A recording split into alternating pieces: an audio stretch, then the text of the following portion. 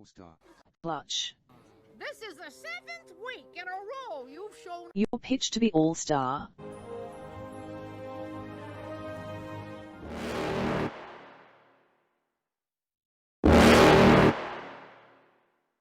You're never gonna make it, you're not good enough. There's a million other people with the same stuff. You really think you're different? Man, you must be kidding. Think you're gonna hit it, but you just don't get it. It's impossible, it's not probable, you're irresponsible. Too many obstacles, you gotta stop it, yo. You gotta take it slow, you can't be a pro. Don't waste your time no more. Who the fuck are you to tell me what to do? I don't give a damn if you say you disapprove. I'm gonna make my move, I'm gonna make it soon. And I'll do it cause it's what I wanna fucking do. Cause all these opinions and all these positions, they come in millions, they blocking your vision. But no, you can't listen, that shit is all fiction. Cause you hold the power as long as you're dreaming. There's no way that you make it, and maybe you can fake it, but you're never gonna make it. Are you just gonna take that? Make them take it all back. Don't tell me you believe that. Are you just gonna take that? Or will you fucking fight back?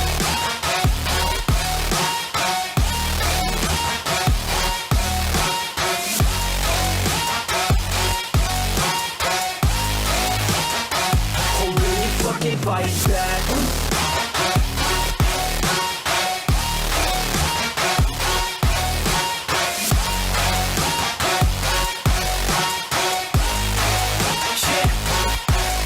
You ain't gonna make it, you ain't never ever gonna break it. You can never beat them and they're better than you face it. Thinking that they give a damn, you're not, think a straight kid. No, they don't give a damn, you got what I'm saying? I'm not fucking playing, I'll give it to you straight, man. There's too many others and you're not that great, man. Stop what you're saying, stop what you're making. Everybody here knows that you just faking. Nah, I don't wanna hear it anymore, I don't wanna hear it anymore. All these fucking thoughts, they are not what I need anymore. I'm about to shut the motherfucking door on all you poor ass haters with your heads in the clouds, talking out loud so proud. You better shut your goddamn mouth before I do more speak out. It's about to head south. Never gonna make it. There's no way that you make it, and maybe you can fake it, but you're never gonna make it. Are you just gonna take that? Make them take it all back. Don't tell me you believe that. Are you just gonna take that? Or will you fucking fight back?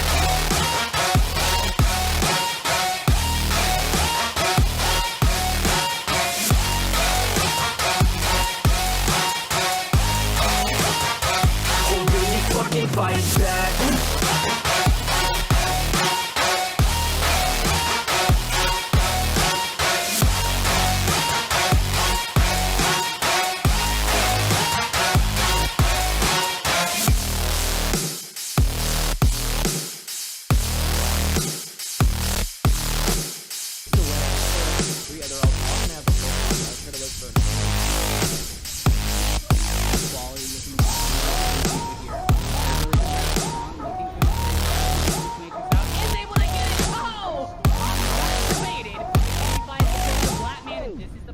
That they need. Pit Pat goes out of the fight with a big bomb. Gerbert's Coalescence finds Misfits. They are able to raise Blackman, who does have that primal rage.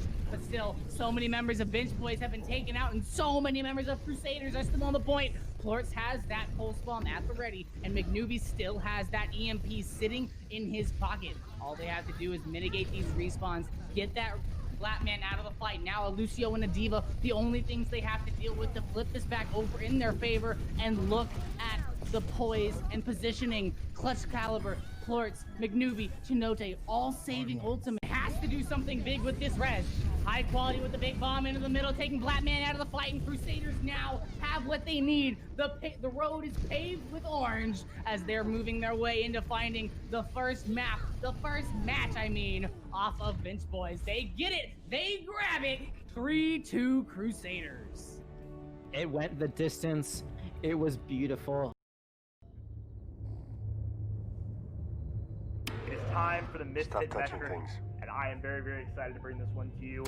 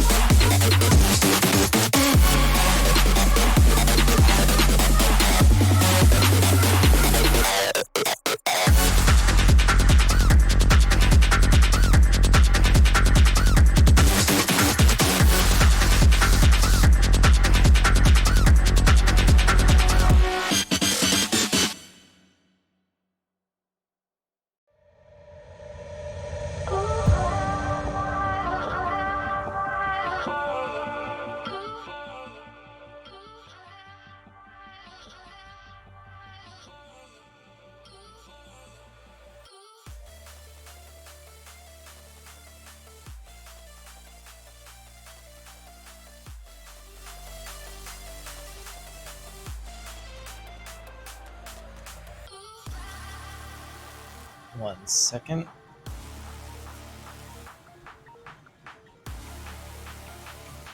All right.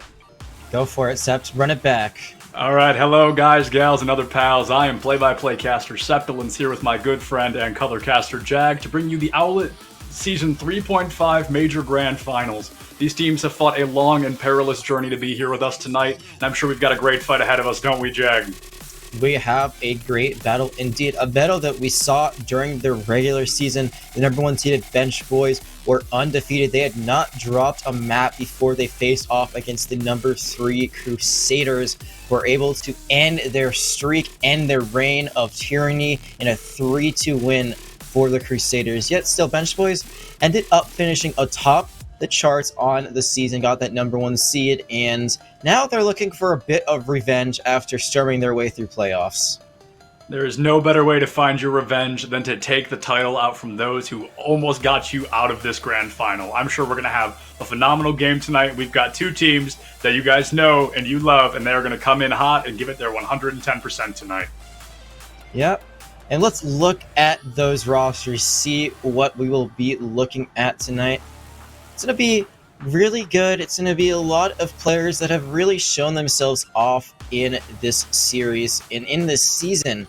There's a lot of MVPs on the side of Bench Boys. Hawk was the major overall MVP. Blattman was one of the tank MVPs. Misfit a support MVP, and Jonathan support runner-up, which in my opinion, he really deserved. I've seen Jonathan play, and throughout the season, they have looked really good. Yeah, I mean, these teams have looked phenomenal, and I know, like you said, we saw a lot from the Bench Boys, have a lot of great players there in their highlight reel. I mean, yeah, if you haven't seen it already, it really shows off the abilities these teams have. But the Crusaders, you know, 3rd seed, a little bit of an underdog here, but I think they could really bring it back and win grand finals tonight.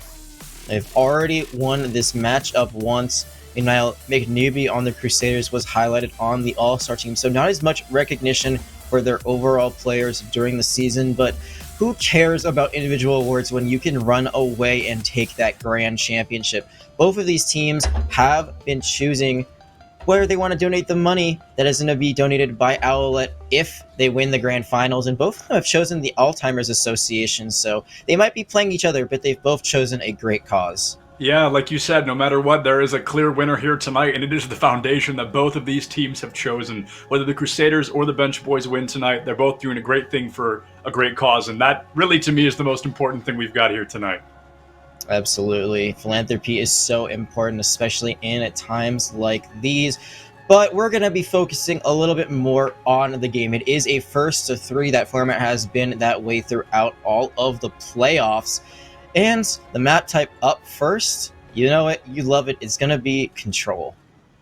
Control, we've talked about many times before. It's a map type very unlike a lot of other map types where instead of one team attacking and one team defending, we have both teams attacking simultaneously. We're going to jump right into Busan, and it's going to be an aggressive start here as these teams are able to pick their comms and get ready to attack the point. We're going to see the Hog and the Ball on one side versus pretty much the standard Reaper Sombra dive on the others. I mean, Jag, what do you think? Which team do you think is going to come out on top here? It's very interesting to see Blattman on the Hammonds. It could be... Nope, okay. That doesn't even matter. Nope, it's just going to be really the Ana versus the Moira battle if they decide to keep it like this. I think that Moira really works better for this composition because it's so much AoE healing.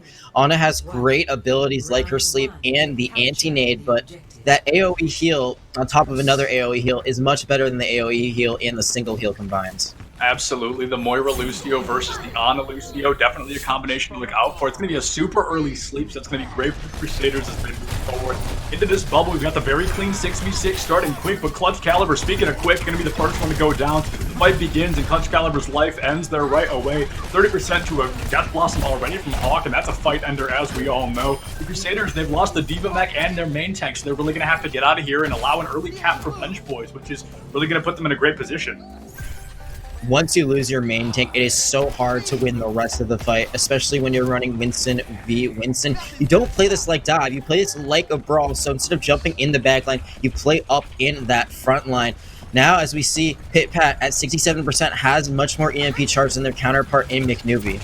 Yeah, McNewbie almost 10% behind, and that 10% could really make or break a fight for the Crusaders here. They've already given up a free 20%, a fifth of the point already gone, and Pit-Pat just farming that EMP with the help of that tank line. Flatman and Hoopa playing that safe defensive tank line, just trying to get as aggressive as they need to, but not overextending. Clutch Caliber almost overextending there as well. The early coalescence coming out from Misfit in an attempt to keep those tanks alive, and it will work, as McNewbie is going to have to translocate out of there, so they're going to have to get very aggressive. A very quick EMP comes out as well, picking up 3 high-quality Exalia and Chinook are going to be taken out by that EMP off the map. The Lucio wall ride cannot last long enough. Primal Rage now coming from Clutch Caliber and the bomb to boot from high quality. They are desperate to win this fight, as half the point is already gone, but Hawk with a massive Death Blossom going to pick up both Gerbert and Exalia on the Reaper and Ana. Winston not that far behind, and Jonathan, I think, possibly the first death we've seen on the side of the bench boys. Right now, they've got 60% of this point on lock, and high quality is going to be staggered to death here. Bench boys in a fantastic position to take this map home. Hawk made a great play there, saw that the Diva Bomb had gone off, knew that that DM would not be up, used the Death Blossom to finish up that fight. Now, 73% and counting, but McNewbie looking for that EMP. Jonathan does have the beat online, so if they can stay hidden, this will still be very winnable for Bench Boys. Bench boys, oh, and almost a crucial hack. McNewbie gonna pop the EMP in a panic, picking up 4, but Blackman is gonna be able to pop that Primal Rage to keep these teammates alive. The EMP has gone to waste. No one was there to capitalize on it. The bomb comes out from Hoopa now, and it's gonna be a big one. It's gonna pick up both McNewbie and Clutch Caliber. That Blossom coming out from Exalia is gonna find 1, but Hawk's gonna find 1 more. Gerbert and Exalia down once again, and that's gonna be a very quick point cap for the Bench boys, putting them up 1-0 Busan over the Crusaders here.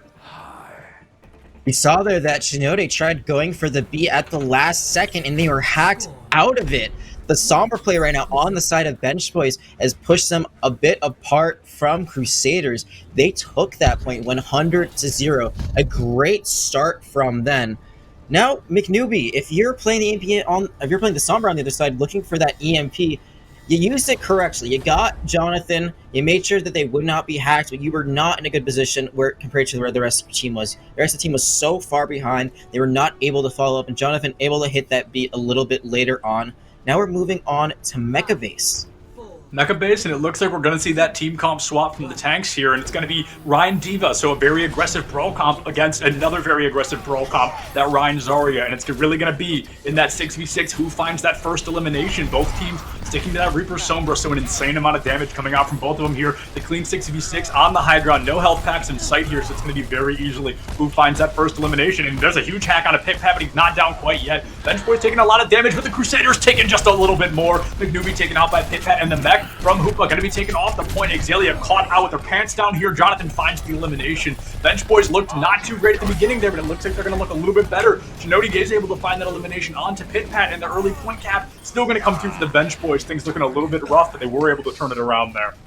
Looks like McNewbie has given up on trying to play the Sombra mirror. They're going to be swapping to the McCree. This does give you some CC that you didn't have before, but the Sombra hack is so valuable right now. McNewbie's going to have to do a lot of work to make this switch worthwhile. Absolutely, McNewbie's going to have to not be missing a single shot here. Misfit's going to get an early coalescence. The shatter from Clutch Caliber is blocked by Blackman as well. McNewbie finds an early pick out of Jonathan. Both Lucios now out of the game. Coalescence from Gerbert. McNewbie with a double kill. The McCree already paying off very much so. The Bench Boys for the first time losing the initial engagement to the Crusaders. McNewbie is going to be able to be kept alive by that Moira. Clutch Caliber takes out Misfit in a fantastic push. Amazing coordination from Crusaders. They are going to be able to cap the point here. Yeah, the McCree did pay off. The Glass Cannon was hitting their shots, but now Pit-Pat has that EMP. Shinode not even close to a B. This is going to be very dire right now for the Crusaders. They all get hacked out here. This is an immediately one fight for Bench Boys. Yeah, without a doubt, even 2, make it 3, make it 4 EMP hacks coming from Pit-Pat, who's taken out right away, but Hawk does find the Vengeance kill. Make it 2, the tank line now gone. Hawk is just left clicking in the faces. The tanks can only do so much. That's going to be a very early elimination and a very early point turnaround for the Bench Boys here. They're down, but not out quite yet. Blackman takes a lot of damage. Hawk finds an elimination, as does McNewbie. Things getting very aggressive. We got the 4v4, and a big shatter comes out from Clutch Caliber, able to pick up 3 there with the elimination onto Blackman. Hawk going to make sure that he gets that Vengeance kill once again. Clutch Caliber just cannot do enough with the Earth Shatter. The team not there for the support quite yet. Hoopa has the bomb in the back pocket, but will not need it anytime soon. Crusaders and Bench Boys, a very close fight, but the Bench Boys are able to turn that point back. Clutch Halberd did hit a huge shatter, but there was no follow-up, as you said. The high noon would have been perfect for that opportunity. The Ryan Shield was broken. The Diva was not looking in the direction, but also now that they can use this attack instead. They have 5 on the side of Crusaders, 4 on the side of Bench Boys, and that Coalescence is coming out first from Misfit. An early Coalescence can make or break a fight, as we've seen, but a big shatter from Blackman. Shatter Bomb combo, gonna pick up a triple kill. Hoopa with a fantastic coordination. Blackman, the shatter right online, makes a triple kill. That's gonna be a free 20%. Free 20% for the Bench Boys here. They've still got that beat and another Death Blossom online, but they're gonna be going up against 5 ultimates coming out of the Crusaders here. Their Air 5 ultimates, but look at Pickpack in the backline looking for a hack on that Rhine. Not going to find it just yet, and Gerbert can use the Coalescence. Coalescence, but the grab is eaten by Hoopa. Absolutely on fire right now. Hoopa picks up 1 kill. Hawk picks up 1 more. They're going to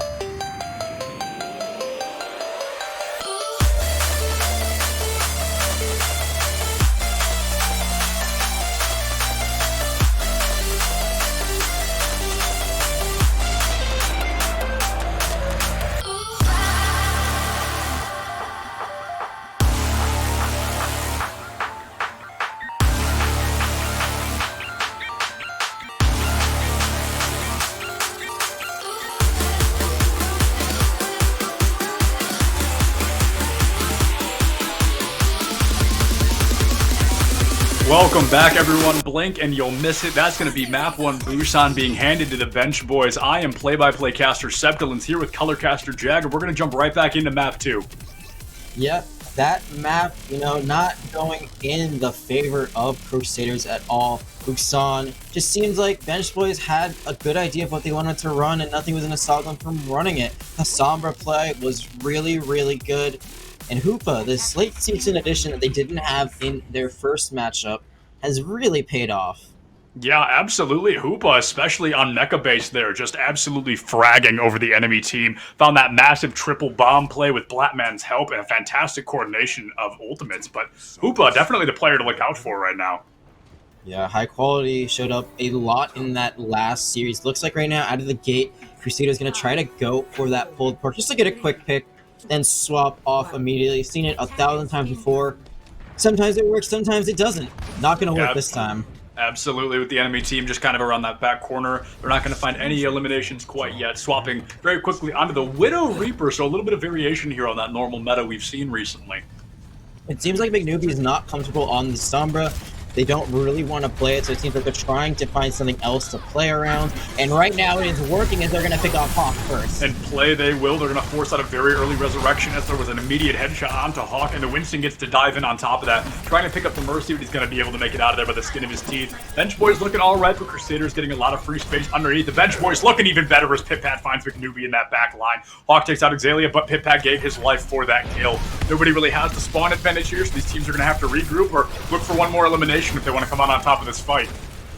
Yeah, this is going back and forth, but right now, the defenders, they have the high ground. Benchboys, they're going to play that blue box, and they're going to drop down when they need to contest. The positioning is much better for Bench Boys than it is for Crusaders. Without a doubt, Bench Boys, they have a lot more corners to play around, and the Crusaders have to walk straight down this alley of death here. They're going to have to hug the back of the corp with a Winston constantly in their back line. Blackman just farming an insane amount of damage, staring that Reaper in the face. Gerber with that nano boost online as well already. Probably going to go on to the Winston here, if not the Reaper. It's going to be a good combination nonetheless. Clutch Caliber going to be able to get a little aggressive here, but the Bench Boys always ready for it, doing a lot of damage, forcing him to move back. It's going to be a nano boost still online for the Crusaders, choosing not to use it quite yet. Bench Boys going to use an early Transcendence. They have both Tangles online as well. They've got 2.5 minutes to solve for first point cap, but McNewbie's going to make it difficult, taking Hawk out of the fight right away. Another clean headshot from McNewbie. The Primal Rage from Flatman right now, dealing lots of damage, but just not doing enough. And now a counter Primal Rage coming from Clutch Caliber. They're going to be dancing around. Exalia has found Misfit in that back line. Death Blossom online for Exalia, and it's really just still ready to be anybody's game. A great play from Clutch Caliber, was able to cancel the resurrection that Jonathan was trying to get. Just boot that Mercy out of range, and with that Death Blossom, Crusaders are in a cap with 423, coming out very strong so far on their attack. Yeah, absolutely. The Crusaders looking much better here than they did on Busan. Both maps included there. The Crusaders running a dive comp, and maybe that Widowmaker is making the difference. Found very important eliminations for both of the previous team fights. We've seen Exalia going to find an important one here as well. Pit-Pat gone, Resurrection unlikely here. It's going to be difficult to find it in that back line. Going to be forced off the high ground and into this back corner. Right now the Bench Boys just giving the Crusaders way too much room, getting very afraid to be aggressive with that Widowmaker hiding in the back line. They're going to have to find an opportunity here. They're going to give up the second point for free. Hawk does have that bomb online. They're going to throw it. Hawk has to play so cautiously right now. They know that McNewbie is just looking for that headshot, and now the bomb from high quality being thrown into the back won't find anything. Yeah, it's going to be a small bomb, but Clutch Caliber's going to clean up a kill off the back of it anyway. Blackman, main tank, now gone for the Bench Boys, running into a very difficult 5v6, make it a 4v5 as Bench Boys turn it around straight away. High quality going to lose that mech in the back line as well if they can land these shots with the DM a little too strong. Here comes an early Transcendence from Misfit once again just to stay away from this one health diva. The mech finally comes out of that back line, Hawk finding that elimination, but the beat's not going to matter quite yet for Chinoni, not going to drop it to only save themselves. So we've got now both support ults online, but the Bench Boys, for the first time this game, turning this fight in their favor. Right now, the positioning from Bench Boys, as we talked about earlier, is still just so good. They're going to play that high ground. They're going to force Crusaders to come to point or try to jump on top and face them. If Crusaders do that, that's a lost fight. There's no way they win that. So they have to play the point. They have to play the low ground despite having these tanks that can reach up into the skies. And right now, it's working so well in Bench Boys' favors. Yeah, absolutely. The bench boys playing that high ground positioning, making it difficult for the Crusaders to move in any way that isn't just straight to point. Hawk with another bomb already, gonna send it in quick. We're gonna see a bomb and a beat come out. Clutch Caliber finding Misfit in that back line. Xalia finding Hoopa out of that mech, but Hawk finds Xalia. McNewbie on the Ash now finding Pit Pat as well. A DPS gone for both teams. Currently in a 3v5 in favor of the Crusaders. The bench boys will stall for as long as they'd like, trying to wait for these teammates to get back. Clutch Caliber just dancing in the back line, swinging those fists, but Blackman gonna fall instead. Clutch Caliber able to stay alive with the help of those supports in the back line. They're gonna be able to walk the card in here unless anybody can touch. They've still got 2 free minutes on the clock. They were so distracted by the Vincent in their backline. Blackman creating so much space for their team, even though there was so much movement that could have been had on that cart. They're going to lose valuable time on the side of Crusaders, but we should expect a pause. Yep, there it is, as it looks like Hoopa has disconnected. Hoopa could honestly not have picked a better time to disconnect their second point cap. Didn't have a huge ult bank, gonna end up in that spawn anyway. So really an unfortunate but expected time to disconnect, I guess. Really couldn't have chose a better moment. I honestly think, though, whether or not Hoopa comes back, the Crusaders kind of rolling at this point. Yeah, it looks like they have dusted themselves off from Busan. They're really wanting to get back into this series, and they're doing a pretty good job. Bench Boys, it might come down to their support comp. You see the Zen. The Zen Discord can be very valuable, but there's no real ultimate to counter except for the Death Blossom. They're using that Transcendence. I am just tongue twisting myself all over the place. The Transcendence is being used so early on. The Death Blossom is free, and because of that, the Zen value just not as much as it could be. Yeah, I have to agree. Zenyatta just use... Oh, Jonathan as well. I'm not... It's probably a tactical reset. Yeah, just how they jump off the map at that point. I think they may have been able to make it out of there, so it's kind of a risky thing to do, but got plenty of time for that reset. The cart can only move so fast. But back to that point, Misfit has now used Transcendence twice to just keep themselves alive, so the ultimate's not even being used for the team. Both times the Transcendence has been available, Misfit has popped it to only keep themselves alive, and the Discord used for a lot of damage, but when there's no time to do that damage, it doesn't matter. Early pulls from Pit Pat, not going to be able to pick up any eliminations. Do a little bit of damage, but not quite enough on the point. It's going to be a bit of an ultimate gone. Hawk's going to commit that bomb to the point as well, and while he may not be able to contest it right away, he's going to put a lot of early damage in. A bomb from McNewbie now instead, so Winston and Mercy both gone respectively. Now this Transcendence a team saver here, completely negates all of McNewbie's bomb. Only a little bit of time to spare, can be eaten up by Hoopa's DM, but Hoopa almost at risk of losing that mech, going to be able to make it out of the fight there. A bomb online, McNewbie finds Hawk once again. McNewbie on the hit scan, just taking out Hawk every possible opportunity. 2 minutes and 10 seconds rolling into this third position here, but now the Crusaders have a massive spawn disadvantage if the bench boys can turn this fight around for even a moment. Hawk swapping to that trigger to try to catch at the last thing. The bomb is bouncing right over the top, but it's not going to find anything. McNewbie, though, is going to keep that ball rolling. Jonathan down, the mech down. Right now, Crusaders, they want to take this point. They want to get that cap with time in the bank. Hoopa finally finds an elimination, but you're right, the Crusaders desperately popping these ultimates, just trying to push this in with anything more than a minute on the clock. They're just doing their best. A pulse bomb comes out quick, it's going to find Xalia as well as Pit Pat. Gives a life to take a life there. It's not going to look great, but they do have a massive spawn advantage. The Diva now has returned to the point, but Flatman on the Wrecking Ball can stall for hours at this point. Going to find a very quick elimination onto Gerber. Main support now missing once again. Nano boost offline. Clutch Caliber in the primal, but it will not matter. He's moved off the point due to the bomb coming from Hoopa. Pit Pat back to the point, finds the Lucio as McNewbie finds Hawk once again. The legs almost 50% to Visor. Pit Pat takes out McNewbie in the fight. Going to be a minute and 10 seconds on the clock. Crusaders only one ultimate in the bank, and they are really going to have to give it their all to push in with any time left. Losing the Reaper on the side of Crusaders is what really done them in that fight. When you don't have that upfront damage, it is so hard to get back in there, and the respawn for the defenders so much better. They might get a second fight out of this if they die quick enough. A lot was committed by bench boys who still have both of their support ults. That's all they have left after all of that. Absolutely. Bench boys, they've got the 2 support ults and high quality coming in with a quick bomb. Not going to find any eliminations. A little bit too high once again. 2 more ultimates still available from the Crusaders, both the Bob and the Nano, and I'm sure they will be coming in any moment here. Speaking of the devil, and he shall appear. Here comes the Bob, and there goes the Nano. Going to force out Transcendence and Valkyrie, as well as a minefield from Flatness. So 5 ultimates coming out back to back to back to back to back here.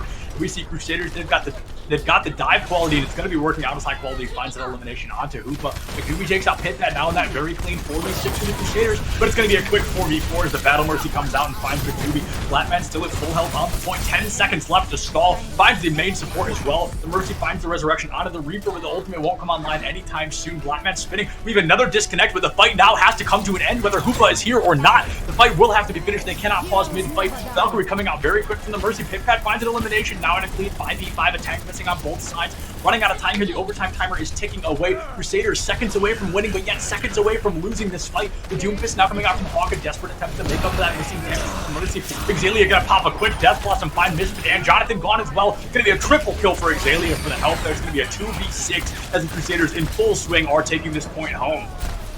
Taking it home, but Pit-Pat is still not going to give up without a fight. Is going to take one out, and that is going to be the cap. No time in the bank for Crusaders. Hoopa joining back for the cap to be going through, and that is not a good time to disconnect.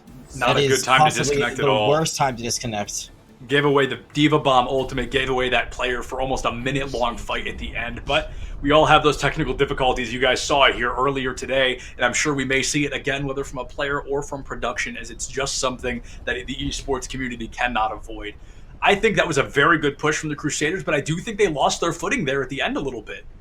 The bombs from high quality have not been high quality. They've been low quality. Too high, thrown out a bit too early on. The rest of the team cannot capitalize. You don't need Diva Bomb to get kills always. Sometimes just create space, zone enemies out, but there you saw, couldn't really capitalize on the space that was created.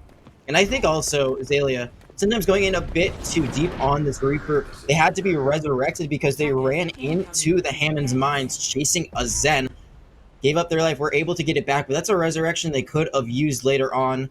And if that disconnect hadn't happened, maybe they wouldn't ended up getting the full cap. Yeah, I definitely agree, and I think the Crusaders, they're going for a lot of big plays, whether from high quality or from Xalia. We've seen a lot of pushing in very far to pop these ultimates. We're throwing in ultimates a little too early, a little too aggressive, and I really don't think it's paying off for the Crusaders like they want it to be. Xalia often finds 1 or 2 eliminations with the ultimates, but it's always immediately eliminated right after. So maybe Xalia needs to analyze how to play this Reaper, maybe a little bit less aggressive than we've seen. As this fight opens up quick, we don't really see a mirror matchup. We see the Reaper versus the Tracer and the Zen versus the Ana. Tank lines are the same, and Ashe on both sides, and the Mercy to boot. Pit-Pat taking out that Ashe right away. A very clean elimination onto McDoobie. They cannot stop the resurrection. The entirety of the Crusaders were there to back it up. Bench Boys got a resurrection out early, but that really doesn't win them the fight yet. Now let's see what they do for this positioning. It looks like they've dropped to the low ground. We saw that Bench Boys just held onto that high ground as long as possible. And look what's happening. The DPS on the side of Bench Boys currently rolling through Crusaders. Pit-Pat just finding eliminations when they're most needed, taking out McDoobie twice in 45 seconds already, and just going to get even more aggressive. A sleep dart hit, but the Diva wakes it right back up. A low-quality shot from high quality there. They're going to get very aggressive, and the Bench Boys are going to be able to cap even with Hawk being eliminated by McDoobie. Massive spawn advantage now for the Bench Boys, and almost 5.5 minutes on the clock. We talked about how good it was for the Crusaders. They capped up a little bit more than 4 minutes. Bench Boys now going to cap up a minute 30 more than that. But right now, it looks like Crusaders are finally starting to get a footing on their defense. A footing on the defense is the most important thing to have, and if they can stall and spawn for even a minute, that is a minute less the Bench Boys will have to push. Yet another disconnect comes from Hoopa, and the only off-tank they have just cannot stay in the game. It's going to be difficult to win this with or without Hoopa, as they will never have an ultimate online at this point. Yes, and I'm not sure about the rules for DCs, but I know certain leagues say, after a certain number of disconnects, you just kind of have to play it out, and hopefully they come back eventually, as there has been no pause. That might be the case here right now.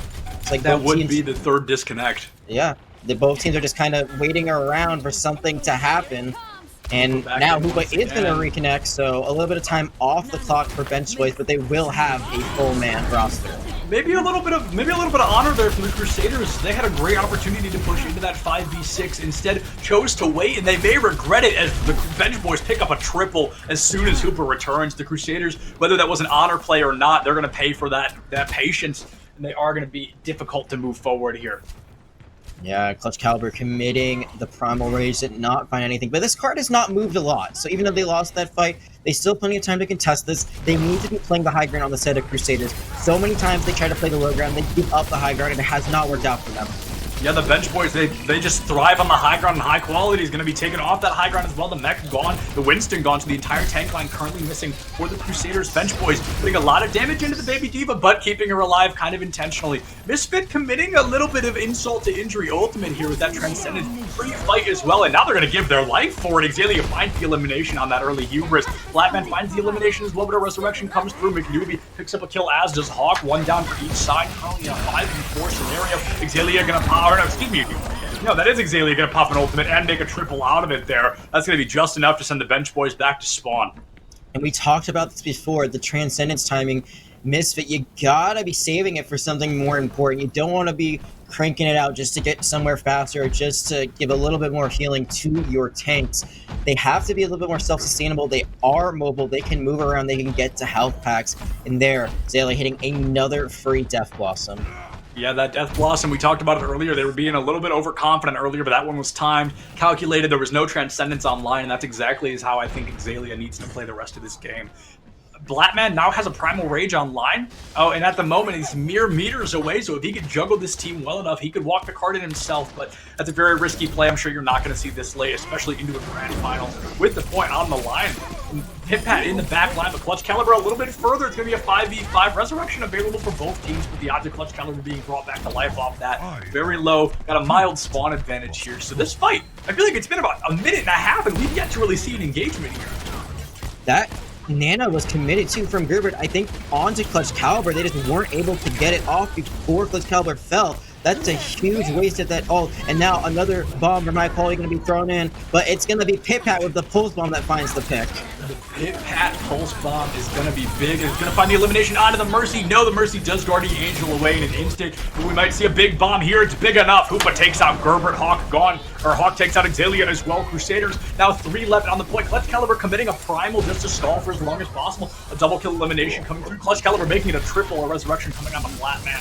Hoopa takes out McNewbie with a very clean headshot. Flatman just a little bit angrier here with that Tesla oil. And it's going to be a minute and 40 seconds. Exalia teleporting back in. Gerbert with a... Yeah, Gerbert and Chino with a soft reset here, sending themselves back to spawn. High quality gonna Diva booster out of there, but if they chase, they could find the mech elimination. A dangerous thing.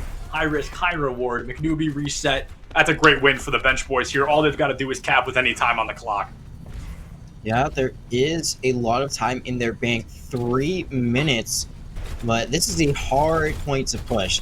Right now, we're seeing Crusaders finally are going to be playing that high ground. If they can engage at the right time, they will be able to hold this point for a while. But already giving it up, and Clutch Caliber losing almost half their health pool. Yeah, and that's the most important thing to have right now is that health pool. Clutch Caliber getting a little overzealous, getting a little aggressive, but now with the nano boost is able to do so. That's going to force out the Transcendence as well as the Primal Rage from Flatman. Going to get super aggressive as they have the opportunity to do so, but it only pays for so long. Flatman now jumping Gerbert around in the back line. Look, high quality with a fantastic peel into the back line, making sure the Ana stays alive at least for a little bit longer. Forces out that Guardian Angel and that Valkyrie from the Mercy. Exalia finds Flatman. McNewbie now gone, going to be resurrected by the Mercy in the top on the high ground here. That's going to be what matters, is now they're in a 5v6 with Flatman in an unresable position.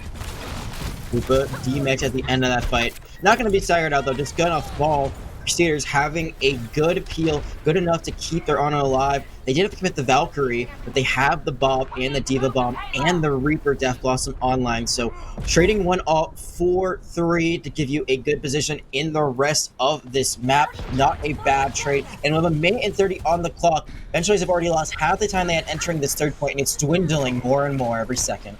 Yeah, by the second that time ticks away, 3 ultimates online for the bench boys, but almost 5 for the Crusaders. It's going to be a difficult thing to push into. They're going to push, and they're going to push quick, committing both Bob and the Valkyrie with a bomb coming out from high quality. Picks up Misfit, the first bomb kill we've seen from high quality tonight. A double elimination with the resurrection coming out of 5v6, making a 4v6 once again. Exalia getting super aggressive here in the corner, has the Death Blossom to do so, but isn't able to find the eliminations. Bench boys making the smart call here. They know they have 60 seconds. They've got one more good push, and they're still pushing into 3 more ultimates. We could see the Beyblade meta back at peak performance. Azalea and Gurgit both have their ults. The Nano Blossom is possible. We're gonna have to wait a little bit longer to see if they do it. That pick onto Hawk by McNewbie is not only gonna stall this out a little bit longer, Hawk doesn't have any time to bring up another bomb. This is going to be really difficult for Bench Boys. Right now, all they're working with is a Diva Bomb, a Trance, and a Pulse Bomb. Yeah, that's not. Oh, and McNewbie finds the damage boosted headshot onto Pit Pat. They couldn't even get the flank off in time with a fantastic reaction from McNewbie, making it a double kill in the last 20 seconds. That hit scan, not the MVP player for no reason, and they are here to show us that tonight. Caliber pops that primal, but doesn't really need it. It's going to be able to juggle them and spawn, but at this point, I'm not sure they're even going to be able to touch the cart with another disconnect coming from Hoopa. It's going to be impossible to win this now with your Diva offline and no bomb to boot. Pulse Bomb goes down the drain. Here comes the Death Blossom, but it's not going to matter. It's going to be a 1-for-1 trade. Misfit able to find the volley elimination. That's going to be a full 6 versus a clean 3 from the Bench Boys, and the Crusaders have this map all but ended here. That is going to be the end of Watchpoint Gibraltar, a map that was marred by disconnections. And you gotta wonder, if Hoopa was able to stay in this game the entire time, would Crusaders be walking away with this map victory? Crusaders playing a lot better than they did on Busan 4, so they've stepped up their game a ton. It seems like we're seeing that Azalea and McNewbie really coming alive here. Absolutely, and like I mentioned earlier, they just needed to play a little more defensively, a little more intelligent with the ultimate of their, or the usage of their ultimates rather. And I think there was a huge difference between what we saw on that Gibraltar offense and that Gibraltar defense. The bombs still a little bit hectic and a little bit off the cuff, but we saw a lot of the Death Blossoms very intelligently used and very calculated on what they were going to do with them. Yeah, I think one thing that we saw for sure is that without a Sombra, Crusaders are playing a lot better. When it was being run by Bench Boys, they really did not know how to counter the EMP. They really didn't know what to do against the Sombra hacks. They looked a little bit lost, but once Bench Boys swapped off of that onto a different DPS composition, they had the Tracer that, while creating a little bit of havoc, wasn't able to do as much as they probably wanted to. So many times where the Tracer would go in and almost get a kill, but not be able to. That's the difference between sometimes a victory and a loss. Just getting that one kill could be a huge difference maker in the end. Without a doubt. I think even if Hoopa were online, didn't have that bomb quite yet, but with McNewbie picking up the double elimination onto the Tracer and Winston with 20 seconds left on the clock, pretty much hit the final nail in the coffin for the Bench Boys there. McNewbie did not do great on the Sombra in the first round. We have talked about that beforehand, but right now these hit scan, the McCree on Busan and the Ashe on Gibraltar have just been, without a doubt, phenomenal. Yeah, it's not meta to be playing McCree right now, but that doesn't mean it can't work. A lot of teams, they play what they're more comfortable with instead of trying to shoehorn in the meta, because if you run meta badly, there's no point in running the meta at all. The Reaper play for Azalea, we talked about, maybe a bit too aggressive, but still working out pretty well for them. And then the Ashe was pretty good nonetheless. The Ashe was great, and the Ashe, I'm sure, will be even better once we come back from this upcoming 5-minute break. Stick with us. I'm Septilence, that's Jag, and we'll see you on the other side.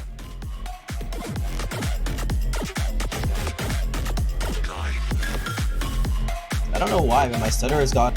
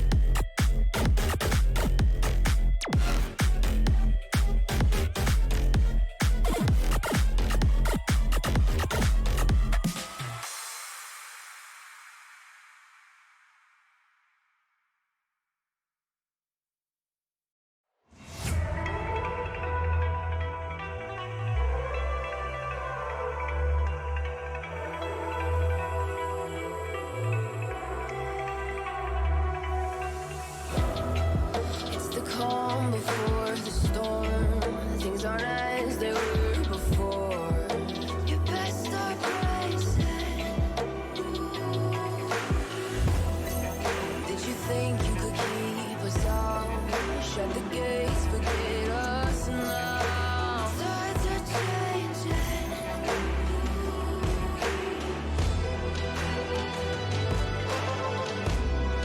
Can you hear the sound? Can't stop us now. We're not back in town, know what we're doing. Things are about to change, it's evolution. Voices shake the ground, you feel it moving. We the revolution.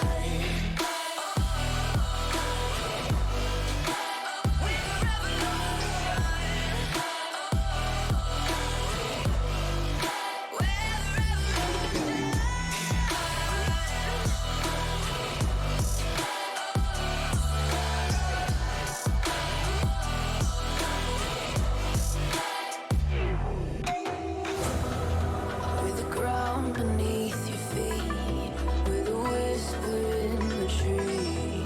Do you feel us watching? Hunger in our eyes, victories on our minds. It's our time to rise.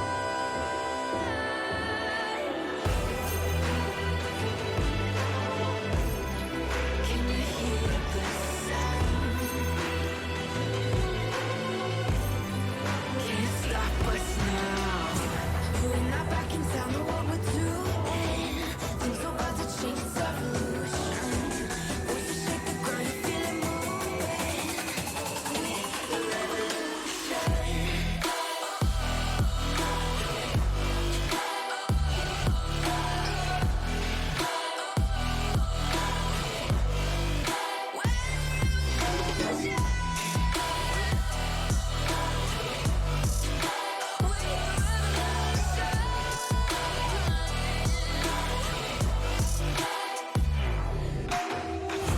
We're not back in town, know what we're doing.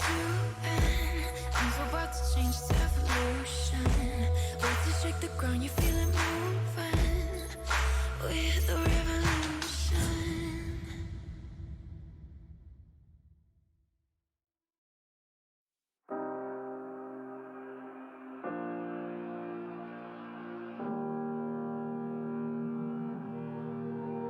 Every time we say goodbye, they all see that it's a lie. 'Cause we always give it one last try. Yeah, you've watched me break 1,000 times. Now I'm all alone, 'cause you never show. You say you will, but then you don't. That's how it goes. Don't wanna know. I'm turning off my mind so I get by. On because things are getting hot here as it comes down to 1-1 between the Bench Boys and the Crusaders. We're going to move into our third map, and it's going to be an intense one to say the least. It's already starting off as a great series, so similar to how it was in the regular season. It was 1-1 after 2 maps then, so of course the script writers are like, let's make it 1-1 now. Crusaders looking a lot better on that last step on Watchpoint Gibraltar. Not gonna be able to do the same stuff though. It's gonna be King's Row. That's not a dive map, that's a brawl map. Yeah, Scrims Row coming in here from both teams, and it's going to be an interesting thing as we've seen that dive over and over today. We saw a little bit of that brawl on Busan, but we saw the Bench Boys came out on top of that without breaking much of a sweat. So it's going to, I think this could end in Bench Boys' favor, but if we see the Crusaders we just saw on Gibraltar, it could really go either way. Yeah, I think that comes down to the DPS composition that we saw on Mecha Base.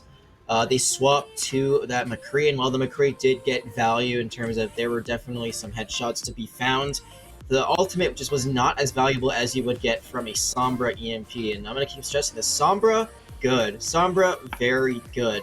You really need to run her in situations like this because that EMP is a fight winner in itself. Not a lot of ultimates like that left in the game nowadays, but EMP is just so hard to counter. EMP, you have to be frame perfect as so many heroes to counter it, and honestly, at that point, you hardly even can unless you're hiding as the Lucio.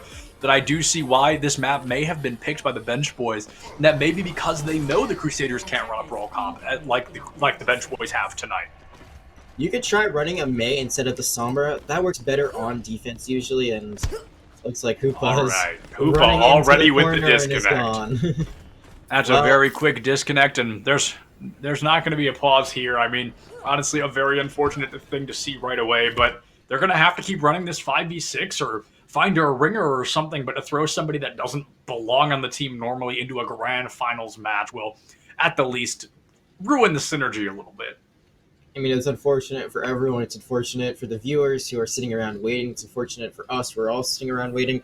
It's most unfortunate for Bench Boys, who looks very good on that first map. And since these connection issues have started, they have just not been playing as well. They came very close to finishing out Welch Point Gibraltar, but weren't able to get the job done. Large part, in part because of those disconnects. A lot of those DCs coming at clutch and key moments that Bench Boys really needed to be playing in a 6-man setup. And once you lose your off tank, especially an off tank, I would say if you lose a DPS, although that is a lot of damage, Overwatch is kind of moving in a direction where you can still win with tank damage and support damage.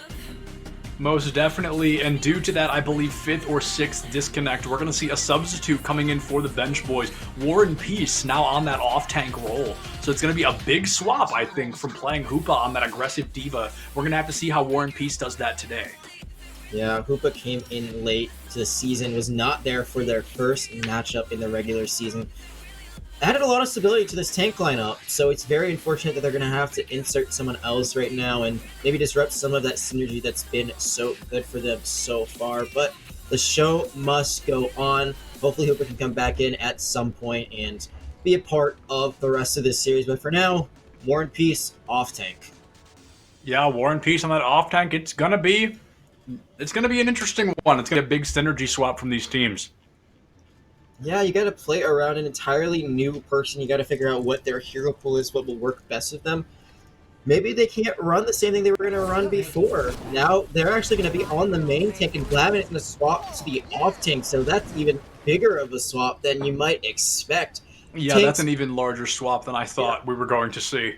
Still tank position, but how you play main tank and off tank is so different. I was an off tank player for a while. I tried out main tank and I said, no, never again. Not about it. Yeah, Blatman now on the diva. That's a huge dynamic swap from playing the main tanks we've seen so far. War and Peace, maybe this is why they were trying so aggressively to get Hoopa back in here without internet issues, because they know Blatman is just the better main tank than he is an off tank. Very interesting setup from the Crusaders, but probably not going to be staying very long. They might be running the pharmacy here on Kings Row, and this is a strat that can work out very well because it is very hard to what we're seeing on the side of Bench Boys to counter it. There's no long-range damage, and already a first pick being found. Now, speaking of things working well, the pharmacy has a free reign on the sky as there is no long-range hit scan on the side of the Bench Boys. The Summer can go for a hack, but we saw how that worked out about 10 seconds ago. They are already halfway to capping this point, and we haven't even been on Kings Row for 30 seconds yet. McNewbie not finding a lot of eliminations and putting in a lot of important damage. A massive hack from Pitpat comes in. Clutch Caliber now gone, but with McNewbie picking up a double kill on the both DPS, that's going to be a very quick 40-second point cap for the Crusaders here. They could run this pharmacy all the way through second point, but once you get to third point, it's almost impossible because of that ceiling. It will not let that far out play at its best. They do almost have that barrage. They're pushing up aggressively. They're trying to take that space. Meanwhile, Bench Boys, all they have to work with right now is Misfits Coalescence. Yeah, and that's going to be that's not a very aggressive ultimate. Crusaders, they get to struggle a little bit. First and third point Kings Row are great for Farah, but second point, she gets a little bit cornered in the sky. A massive shatter comes out from Clutch Caliber with a barrage to boot. Xalia picks up a triple technical with the mech there. That's going to be a complete team wipe coming out of the Crusaders here. A team wipe for sure, but that cart has not moved very much. It has gotten out of the archway, and that's about it. Bench Boys still have time to contest, and now they're making some swaps of their own. Swapping to a Mercy, Ana, and a Widow, and a Hanzo. So double sniper coming out now from the Bench Boys. This is so popular in the Overwatch League Grand Finals. Though they ran it with a Sigma and Roadhog instead. The DPS comp might be the same, the tank comp different. It may still work. It's going to be a risky thing to do, running that double sniper, and it makes sense to deal with that Pharah a little bit. But if the other Widowmaker, McNewbie here, is just a little more aggressive, Pitpat's going to pay for it. They've got the grab online and high quality, just looking to find it. But Pitpat finds that first elimination. Xalia finds one of their own, a 5v5. The Mercy missing. War and Peace hits a triple shatter. It's going to be a big one as well. Not able to find any eliminations. Instead, gives his own life an overzealous charge into that back line. Going to take his life away from him there. This series has been completely flipped on its head. Crusaders 540 in the time bank going into this third point, and they still have ultimates to burn. They're staying on that Pharah for now, so they're probably looking for a combination with the grab or shatter just to use it before swapping again. Pharah not going to get as much value, but again, McNewbie still just fragging out. McNewbie just absolutely ruthless. Like I said earlier, didn't get that MVP spot on a whim. Pitpat gonna find that counterplay, but the Mercy, of course, gonna be there. Wow, there goes Hawk with a fantastic rocket from Xalia as well. The grab's still online from high quality. Pitpat picking up a double kill as well. Ready to not give up this point quite yet, but a 5-minute hold. They Herculean task, to say the least here. They kill some time off the clock, but what do they commit to do that? They commit the Nano, and that's an ultimate they need right now to help themselves on this defense after being pushed back so far in so little time. They do have Blackman's Diva Bomb, but they gotta wait to use it until after quality uses this Graviton.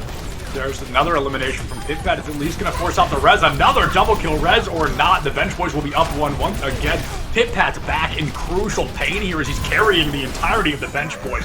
Gets eliminated right away, but it's Rez right back. Barrage in the back line from Xalia, but Hawk finds the elimination as well. It's another ultimate down the drain for the Crusaders. A massive 3-man shatter comes out from the Crusaders. Clutch Caliber hits Q again, gives his life for it. Both War and Peace and Clutch Caliber get far too aggressive after hitting that Q. It is not a game ender.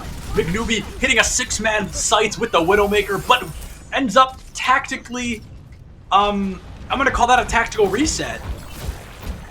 Reset, tactical or not. Now it's not looking so great for Crusaders. They've already lost a minute and a half. They held on to that barrage for too long, did not find the value they're looking for, and now Bench Boys have to build up their own ultimate bank. Yeah, Pitpat hits another 6-man sights on the Widowmaker here, and the grab is eaten by Blackman! High quality hold on to it for so long, but the grab just gets put down the drain. That is now 4 ultimates in a row from the Crusaders we've seen do absolutely nothing. Xalia now on the Genji, but there's no honor for the Blade. Another Nano coming out from Misfit maybe a minute later. That's going to be a quadruple kill, and just when we thought this game was flipped on its head, the Bench Boys have flipped it right back. Yeah, oh how the tables turn. Right now, Crusaders have to swap to a Diva of their own, and they've played it exactly out. I thought they were on the side of Bench Boys. Blackman is waiting for that grab to come out, was able to eat it, then threw the bomb. Did not find any kills, but created enough space for War and Peace on that. Reinhardt with the Nano to run through the enemy team, but now Clutch Caliber coming back so close to that Shatter, but a Shatter going to come out first on the other side. The Shatter going to come out faster here, and it's not going to matter as there's a 1 elimination on both sides. McNewbie back on the Ash, picks up a very quick double. Knew he was losing the Widowmaker fight there. Misfit takes out Gerbert and on a 1v1. McNewbie makes it a triple, swaps from the Widow, and carries the team once again on the Ash. 75% onto the beat from the Lucio as well. Off the Mercy onto the Lucio, already 80% to a beat. Pitpat finds McNewbie in that back line. No res online. Misfit takes out their Lucio as well. So it's going to be another fight win for the Bench Boys unless something goes absolutely wrong here. Clutch Caliber has the Shatter, but using it without the team behind him would be a throw, to say the least. They were able to get that cart around the bend, so if they aren't able to cap, that will help them in the long run. They will have a lot more room to work with on the defense. Right now, Crusaders, they're trying to mimic what Bench Boys are doing, and finally, Xalia finding a pick with this Hanzo, but the Nano coming out on the other side. Oh, the Nano and the Shatter to boot. They are desperately trying to make sure War and Peace does not live long, but Pitpat takes out McNewbie, and Clutch Caliber blocks a Shatter of his own. Lucio finds the boot kill onto the Reinhardt, so now Reinhardt's gone, and a Resurrection comes through. Not quite, it will be booped away. The Dragons get eaten by high quality again! The bombs have not been, but these eats have been high quality, to say the least. Clutch Caliber picks up Jonathan as well, 1.5 minutes on the clock, and they're going to walk this card right in as nobody from the Bench Boys will be able to touch for very long. The Shatter going to come out. Is it going to be enough to put away that point? And 4 minutes later, Bench Boys are able to have a great hold, but Crusaders still get the job done at the end of the day. Absolutely. It was such little swaps coming out from the Crusaders. I think it was just the swap from Zarya to Diva and from Widowmaker to Ashe, and after that, the Crusaders continued to roll through the bench boys.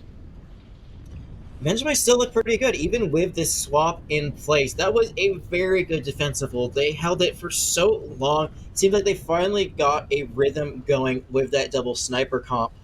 Crusaders still able to break through and get that full cap, but it looks like they were going to be unstoppable. It looked like they were just going to run through and get 5 minutes left on the clock. Now, if Bench Boys can get that full cap, Crusaders going to have a lot less time to work with than initially thought. Yeah, they went from 5 minutes to a minute and a half. So not really going to look great for them here, but they're going to run. That can't be their team comp. That's all I'm going to say on that. If the Bench Boys come out of spawn running the Rhine, Ball, Widow, Genji, it'll be fascinating to say the least. Fascinating, still could work. I think Blackman will swap pretty quickly to either the Diva or the Zarya. I can see Hawk, though, on this Echo. We've seen it previously, and it works out pretty well. Echo, kind of a go big or bust character. If she can find the sickies and follow it up with her beam, it works out so well. Otherwise, if she's just shielded off, not a lot of value to be found there. Yeah, Echo, a very high-risk, high-reward hero, especially when you know McNewbie running that Ashe, really not missing any headshots. So they're going to have to get aggressive. The bombs don't hit a single hit marker. Hawk finds no extra ult shard.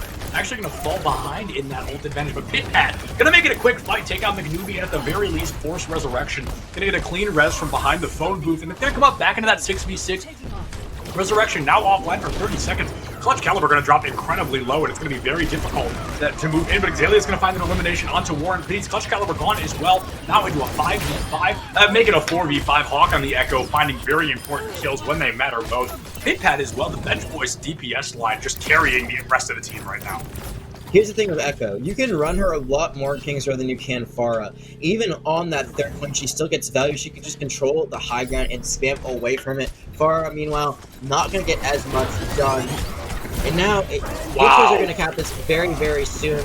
As much time they be killed off by Clutch Caliber is good for Crusaders. And that is now, a few extra seconds. Think about all the ult charge that's now been fed over to Bench Boys. Yeah, there was a stall at the beginning there from the Crusaders, but the Bench Boys just got, in total, maybe 40% to these ultimates across the board, just because the Rhine, the Mercy, and the Ana chose to stall a little bit longer than they needed to.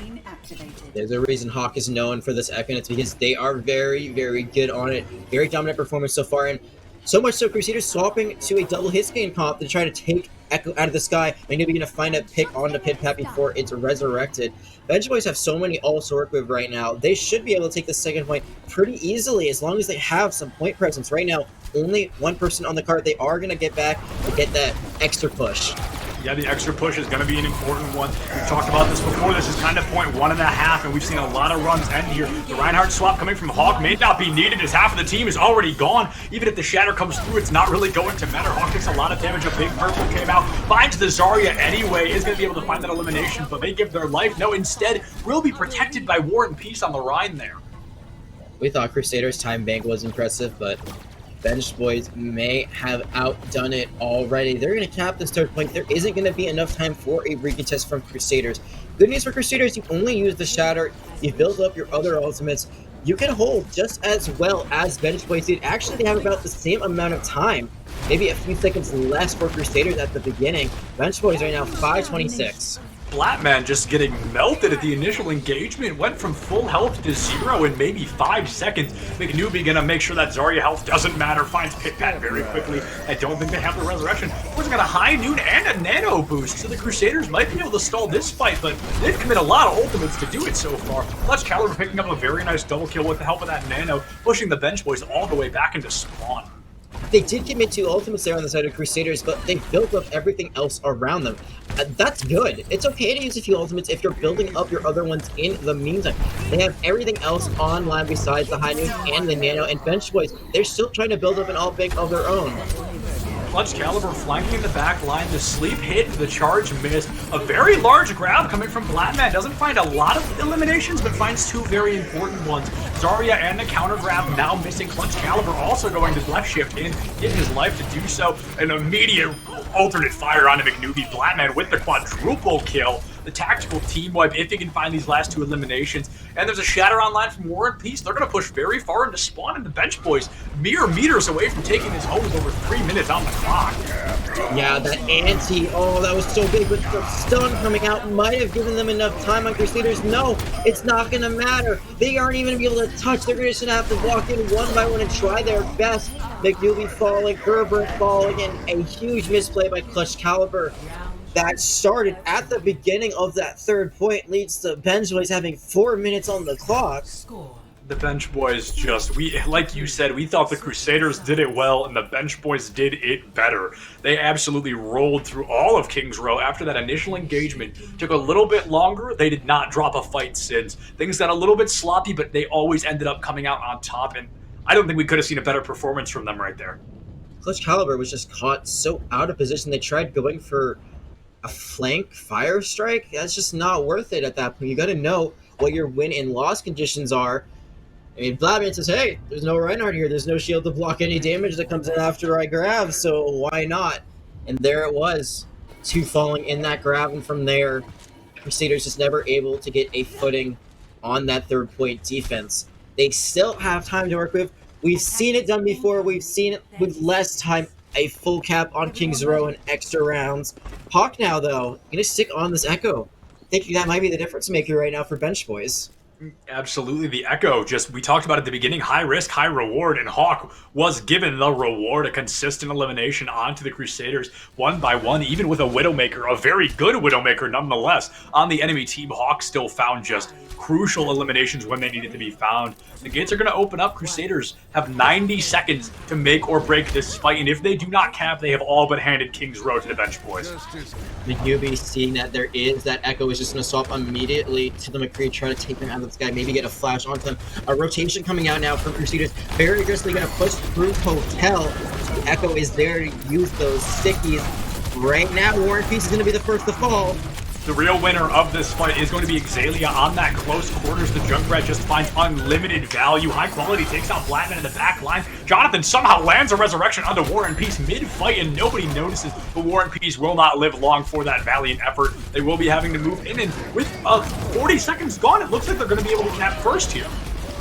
They will indeed. A very quick attack for them. However, there could be a chance that Bench Boys recontest this. They shouldn't. They really should just wait for another fight at this archway. They can build up ultimates. They can wait a little bit. They have such a good time bank on their second attack. They can wait a little bit, give a little bit of room. Really, where you want to stop them is before the 2nd point cap. You don't want to let them get on to the 3rd point. Pit-Pat said that's that. Going to take out Shinobi very early on.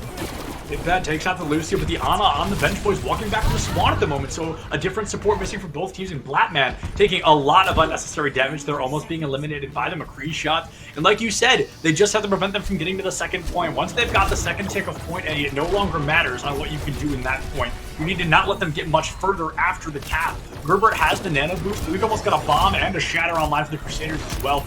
A near team apocalypse from the Crusaders.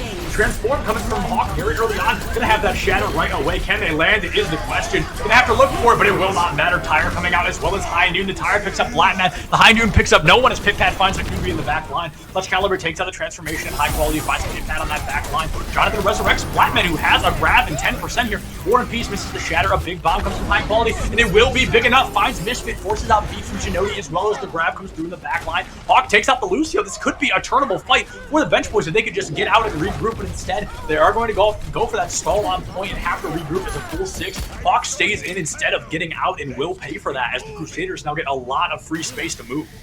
Out of all the ultimates that were used in that fight, Hawk has gotten the most ultimate charge bag, already at 77%. That is insane. Meanwhile, Crusaders, they have nothing to work with. This is going to be a dry fight for them, and they need to crawl and tear their way into this 3rd point.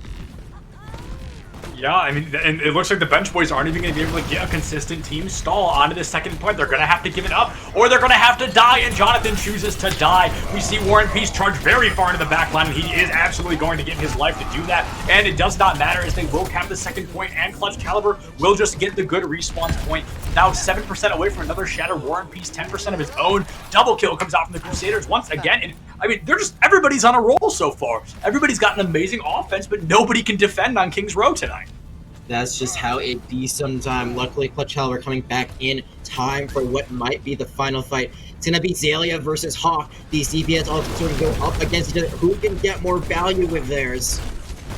Yeah, it's really going to be who gets more value out of this shatter, and we've seen it time and time again. Clutch Caliber so far hitting much more valuable shatters. Here comes the tire in early and quick. Flatman says not today, takes that tire away from the game here. Jonathan finds a resurrection onto Hawk. The shatter mere inches from being huge. The War and Peace is able to block it before giving his life to do so. Hawk swaps onto the McCree, a possible misclick, as I'm sure they went for the Reinhardt. Nanoed Reinhardt, Clutch Caliber flying into the back line. In overtime, the Crusaders are looking at a 6-point cap here. Looks like they were able to roll all the way through King's Row once again in a full overtime. McNewby takes out Jonathan in a crucial moment. It could have not been a worse time to do so. Xalia on the Junkrat. McNewby takes out Pit-Pat once again. The Crusaders have to push 2 inches to get this into the cart. 2.06 meters, and right now, it's all but done. The bomb on point puts the bow on that present, and the Crusaders live another day. What a finish by the Crusaders. Only a minute 30. They had to win every single fight to get where they got, but they did it, and they did it with style. That Echo ult, like you said, probably not finding the right target, and that might have been kind of the death blow on that defense for Bench Boys. They had a good start. They had ultimates to use as well, but once that resurrection had to come out onto Hawk, who was picked off early, they had to say, hey, you got a second chance, let's just go for it. Let's be aggressive, let's catch them off guard. Instead, they played a bit reactionary there on the side of Bench Boys, and, well, you see what happens when you play reactionary. You get full capped in under a minute and 30 seconds. Yeah, honestly, I thought the Bench Boys looked phenomenal, but now, I mean, the Crusaders have made this a very difficult thing to do. Even with 4 minutes on the clock, capping all 3 points of King's Row is a difficult feat. It's a difficult thing to do nonetheless. And Xalia on the Junkrat, a niche pick, but a very valuable one. Found at least 1, if not 2 or 3 eliminations every fight. Seems like Crusaders don't really care what the meta is right now. They just want to play what they're best at, and it's working. Xalia found a lot of value on that Junkrat that was... You know, it's really hard to aim his grenades, in my opinion. I've never been a good Junkrat player, but it seems like Xalia knows exactly the arch of it and how to land those grenades onto the enemy team. Now, they're going to be running the same exact thing on their defense, trying to put away Hawk. Yeah, on the opposite side of that spectrum, Junkrat is one of few heroes in the DPS category that I think I'm even remotely talented with. And it's something that I agree is wholeheartedly difficult to do, to land those projectile shots, especially on versatile targets like a Mercy or a Widowmaker. But Widowmaker's going to find Xalia instead. Junkrat or not, already gone. McNewby gone, as well as Hawk lands the bombs, both DPS out the gate here. And it's going to be difficult. There's no resurrection online. They have to push into a 4v6, and they are taking a lot of damage to do so. High quality mech already gone, and Pit-Pat right now dumping in the damage. Hawk finds another elimination onto the Lucio, and halfway to a bomb already, halfway to a shatter against 80% from high quality just to get back in mech. So the bomb not even being charged quite yet. A very early, even faster point cap from Bench Boys than we saw from Crusaders. So right now this attack looking just as good as the ones we've seen up today. They want to go as fast as possible, because even if they lose 1 or 2 fights, they'll still have time in their bank. You don't want to lose those fights. You want to have time left if you can get that full cap, so you can push into a second extra round attack. Right now, Crusaders, they have stabilized. Even though they gave up that point pretty early, they got 2 picks off the get-go. They can hold this archway. Yeah, like I mentioned earlier, King's Row point 1.5. This is where dreams are made, and this is where dreams go to die. Both of these teams could win or lose this due to what happens in this alley in the next 30 seconds. The swap onto the Junkrat, a fascinating one, halfway to the tire now. Can they get it in time? It looks like they're not going to be able to land any concussion lines, so they're going to have to rely entirely on grenades with 6 seconds left to do so. 3% off the shatter for the tire. And onto it now, they've got mere seconds to do so. Gonna pop and find a double kill, takes out the Lucio and the Reinhardt, getting a little overzealous, thinking that Junkrat wouldn't have enough time. Now in a 5v4 as Pit-Pat was found by McNewby in the end of that fight. 3 ultimates, almost 4 online for the Crusaders, but the Bench Boys, they've only got 2 in the middle of a bout right now. There goes the Junkrat once again, already almost halfway to another transformation. Hawk on the Echo, just player of the match so far. Gerbert had that nano. They could have used it to save their Reinhardt, but instead decided to save it for another fight. Now we're going to see the bomb come out early. It's not going to find anything but space. Actually, it's going to find Shinode. That's huge right now for Bench Boys. Shinode taken out, but a shatter committed from War and Peace onto no one. A possible fat finger from the looks of it. Possibly a big bomb from high quality. Finds War and Peace. The shatter is gone. They've got a minute and 30 seconds, and right now the Bench Boys can't do much but run back to spawn and try again. That was a big play by Clutch Caliber. Charged the Reinhardt so they couldn't have their shield up. That's all they found. That's all they needed. A tire, though, being committed at the end. Probably something that they wanted to hold on to for this next fight. They still need to win 2 or 3 more fights on the side of the defense to win out this map properly. Right now, Bench Boys, they only have 2 or 3 fights left to tie things up. It's getting dire, and Pit Pat is locked in the legs. We're going to see some soldier gameplay now. The legs coming to life. We saw it a little bit on Busan, but here it is once again.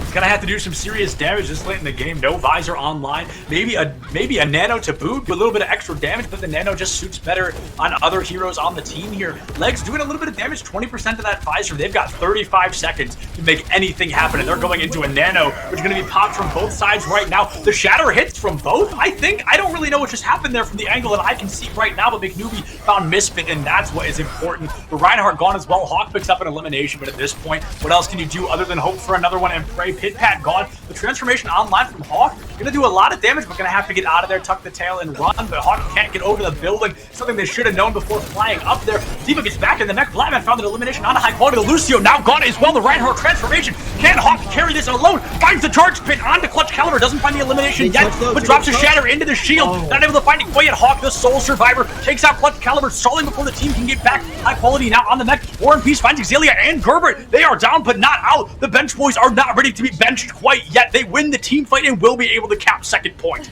They were 0.4 seconds away from C9ing that point. It was Hawk on that duplicated Reinhardt who was able to get the touch at the very end. And to answer your question about what happened there, I believe Clutch Caliber hit the shatter and then was slept immediately by Misfits. So great play by the Ana to keep that fight alive. It looks like Crusaders had an easy win. That would be the end of this map. But now, Bench Boys on their last leg trying to get that full cap. Starting it off very good by getting Hawk.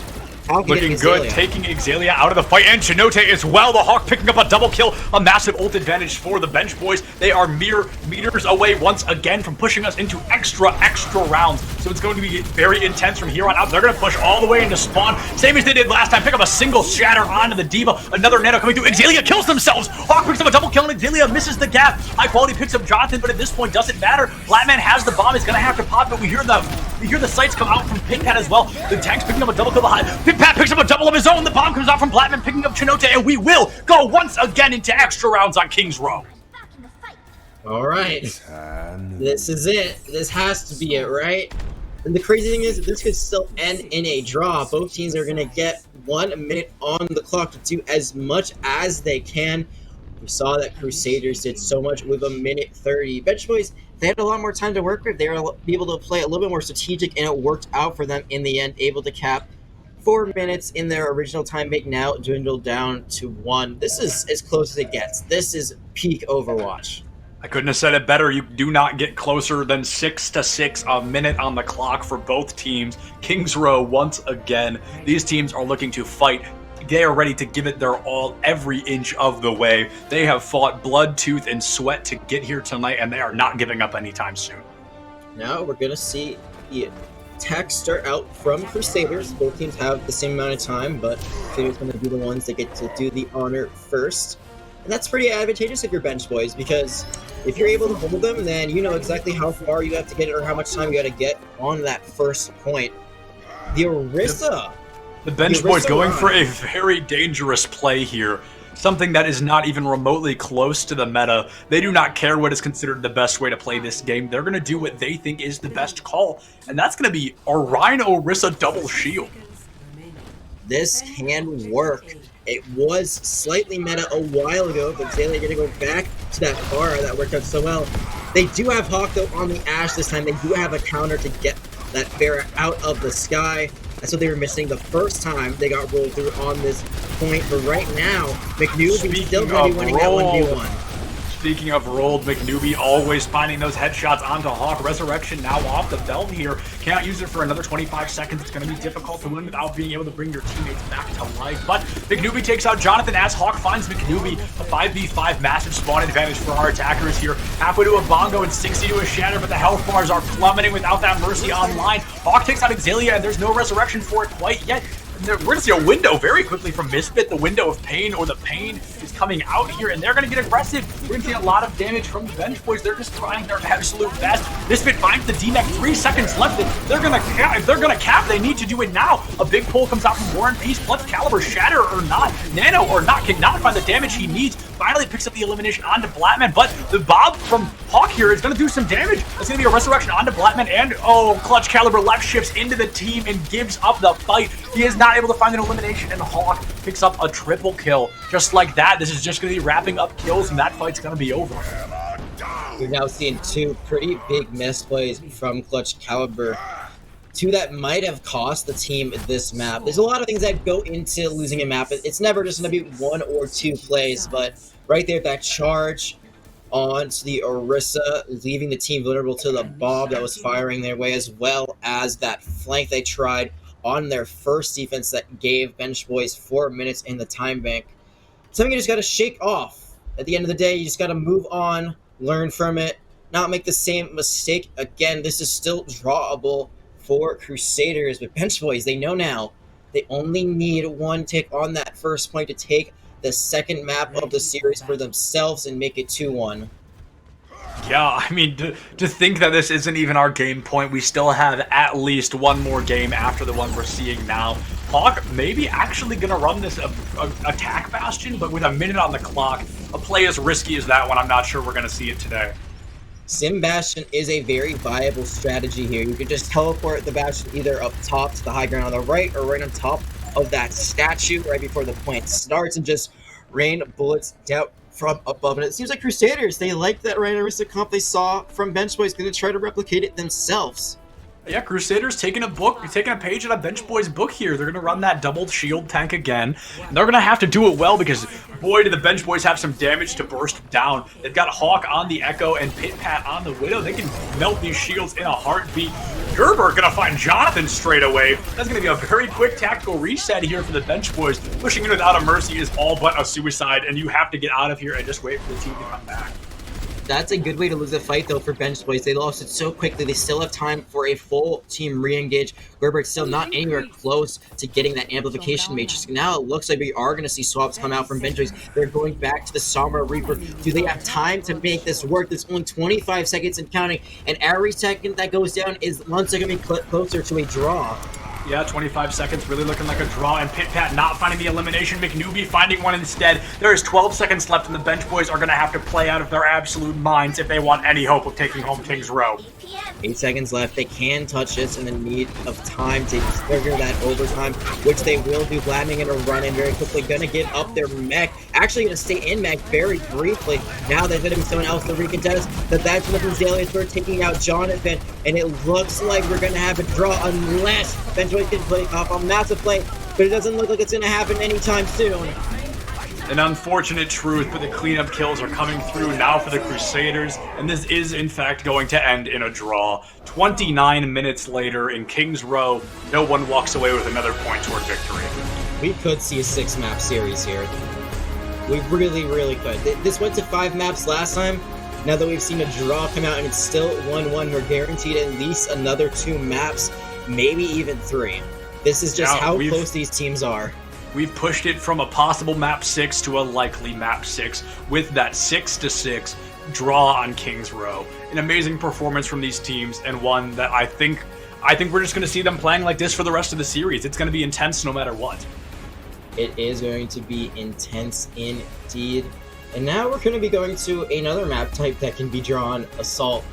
So it's, like we said, that map 6 looks like it's getting closer and closer as we inch our way there. Bench Boys is going to have the next map pick again, as they were the last team to lose a map. That's how it works after a draw. This is still 1st to 3, so thankfully not a 1st to 4 for us and the teams. I'm sure they're already a little exhausted after how close these maps have been. Yeah, after that Kings Row performance from both teams, I'm sure there was a lot of sweating, a lot of screaming, a lot of communication on what to do next. But like you said, this upcoming map can be drawn as well. And I think if the teams play like they just did, it's likely. We are going to be going to Volskaya next, it looks like. We're waiting for confirmation on that in a second. But I think out of all of the 2 CP maps, Volskaya isn't one that is drawn as much as maybe, Hanamura, for example. Yeah, Hanamura especially, I think, is a good example of having to always push into those extra rounds. Volskaya, really the first team that attacks sets the tempo on whether or not you're going into extra rounds. If they cap both points in 2 minutes and 10 seconds, then you're a little more likely to get to that second round. But then if they don't cap second at all, that's usually a really good indicator of how long we're going to be in Volskaya Industries. There were changes made to Assault somewhat recently to reduce the time banks of teams if they get, very big time banks after their attack. So, got 5 minutes on the time bank. That's going to be cut back a little bit in that extra rounds. Both teams will lose a bit of time, but we don't even know if we're going to get there. Right now, these two teams seem very even. Bench Boys still playing their hearts out despite having to sub in a ringer, losing a Hoopa. They're starting off tank. Blackman having to swap over to the off tank role. They're still playing very good, almost lights out. Absolutely, but to speak of the devil and he shall appear, Hoopa being subbed back in right now, the substitute coming through at least for a moment, at least momentarily. Hoopa is back on that roster for Volskaya Industries, but I wouldn't get my hopes up if I were you folks, and I'm sure I'm not going to get mine up because, as we've seen Hoopa's internet tonight, it's not exactly ideal for a grand finals match. Well, no harm, no foul, and missing out on Kings Row. It's basically a do-over now. It never happened. Doesn't mean anything for either teams besides their hard work and sweat and tears that they put into what was an extremely long map. Now we're going to be moving on to the next one. It is going to be Volskaya indeed, and it looks like Bench Boys are going to be the ones starting off their attack this time.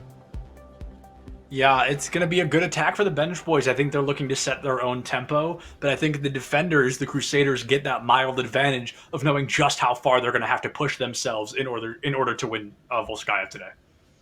Yeah, last map, they were defending first. Had a pretty good defense, only gave up 1:30 in the time bank, but as you all know, that second attack for Crusaders was just so good. We're able to full cap and force what ended up being a draw in the end.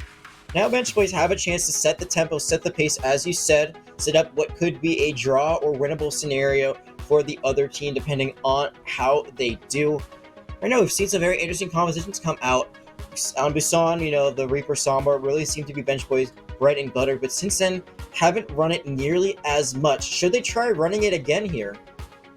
I think the double shield that we saw at the end of King's Row was, like I mentioned when I saw it, shocking, unusual, not meta, but it worked, especially for the Bench Boys. The Crusaders were able to pull it off, but mostly because Gerber wasn't missing a shot on that Baptiste, put in a lot of extra damage, and I think the Bench Boys, I think we may see a dive on their offense, but I think their defense might be that Rhino Rissa double shield. Don't forget to get you a support that can still click some heads. Zen, Bab, all very good at that. I can see some DPS on it from time to time, but usually she's just trying to keep her Ryan, who's way too far ahead of the rest of the team, alive. Now, we're just chilling a little bit. On the other side, Crusaders, what do they have to do to get a win on this map? The Crusaders, I think the biggest weakness they have right now is going to be Clutch Caliber on the Reinhardt. His performance is great, his shatters are there, but his use of left shift has cost the Crusaders 3 different fights that I can think of right away. It's something that he just really needs to work on because there were crucial moments where the Crusaders could have won King's Row, but he chose to left shift instead of swing or wait for healing, and I think that really ended up costing them and forcing that draw. Sometimes as a Reinhardt, you just gotta unbind your charge or know to play a bit more patiently with it. You don't want to be too aggro. Usually only want to use it to clean up a fight, never really to engage a fight. Usually you will get punished, you will get killed, and then there is going to be no shield for the rest of your team. We're getting into Volskaya now. Should have that to you very briefly, and I'm very excited to see what these teams run. There's been a lot of creativity. Hawk on that Echo. That was a bit of a risk, but it worked out so well for Bench Boys, and already Hoopa disconnecting from the lobby. All right, bye-bye, Hoopa. We are going to jump right back into lobby, and it must be the custom game or something, but Hoopa is just not allowed to play tonight. It's probably going to be an immediate sub back in for War and Peace. Wouldn't be surprised to see him just run it straight away, because I think they were all kind of ready for that to happen. Volskaya, nothing else changes. Bench Boys still on the offense, Crusaders still on the defense. But to be Hoopa right now, that's gotta really stink to be on the other end of that DC. He had phenomenal performances on Busan, massive bombs on both maps that were played, and I mean that was the strongest sweep we saw all night, and I think that was thanks in part to Hoopa. But now Hoopa can't play, so the Bench Boys may be down on their luck a little bit here. Absolutely. a little bit down on their luck, but War and Peace has shown that they are definitely a viable sub, even if Blackman has to move over to a bit of a different role on that Diva. They've looked pretty good on that Zarya as well, and maybe they will try more of this main tank double shield comp, with the Orisa Orion. They're both main tank players at heart, it looks like. That gives them a little bit more leeway to, switch some things up. I've seen some very interesting comps the last few days. I saw it was a Reinhardt-Winston kind of dive hybrid. They just ran in with the Reinhardt, just created a lot of space, and the Winston jumped on the backline, and it worked out very well for that team. Don't think we'll be seeing that here for Bench Boys, but sometimes when your back's against the wall, you just kind of see what'll stick and see what'll work for you. Yeah, Winston Ryan, not meta, so to speak, but a comp that, I've also seen run before, and if run correctly, is very effective, because Reinhardt coming in on that front line and Winston going out on that back line and just forcing kind of a pincer effect where nobody can really go forward or backward. It works out really well for the attacking team or whoever's running that comp. But like you said, and I agree, I don't think we're going to be seeing that anytime today. I'm also not sure we're going to see Hawk on this Genji without an Owlet to boot. It's going to be really difficult to get off effective plays without a nano boost to have pocket. I do think we are going to be seeing a double shield come out, but it's not going to be the Winston Reinhardt. It's going to be the Sigma Reinhardt. This could work out for them.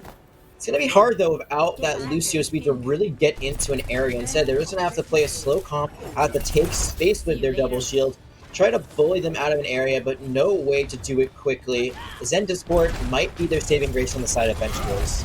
Yeah, the slightly more aggressive double shield comp, the Sigma in place of the Orisa in order to do a little bit more damage and a slightly more versatile shield.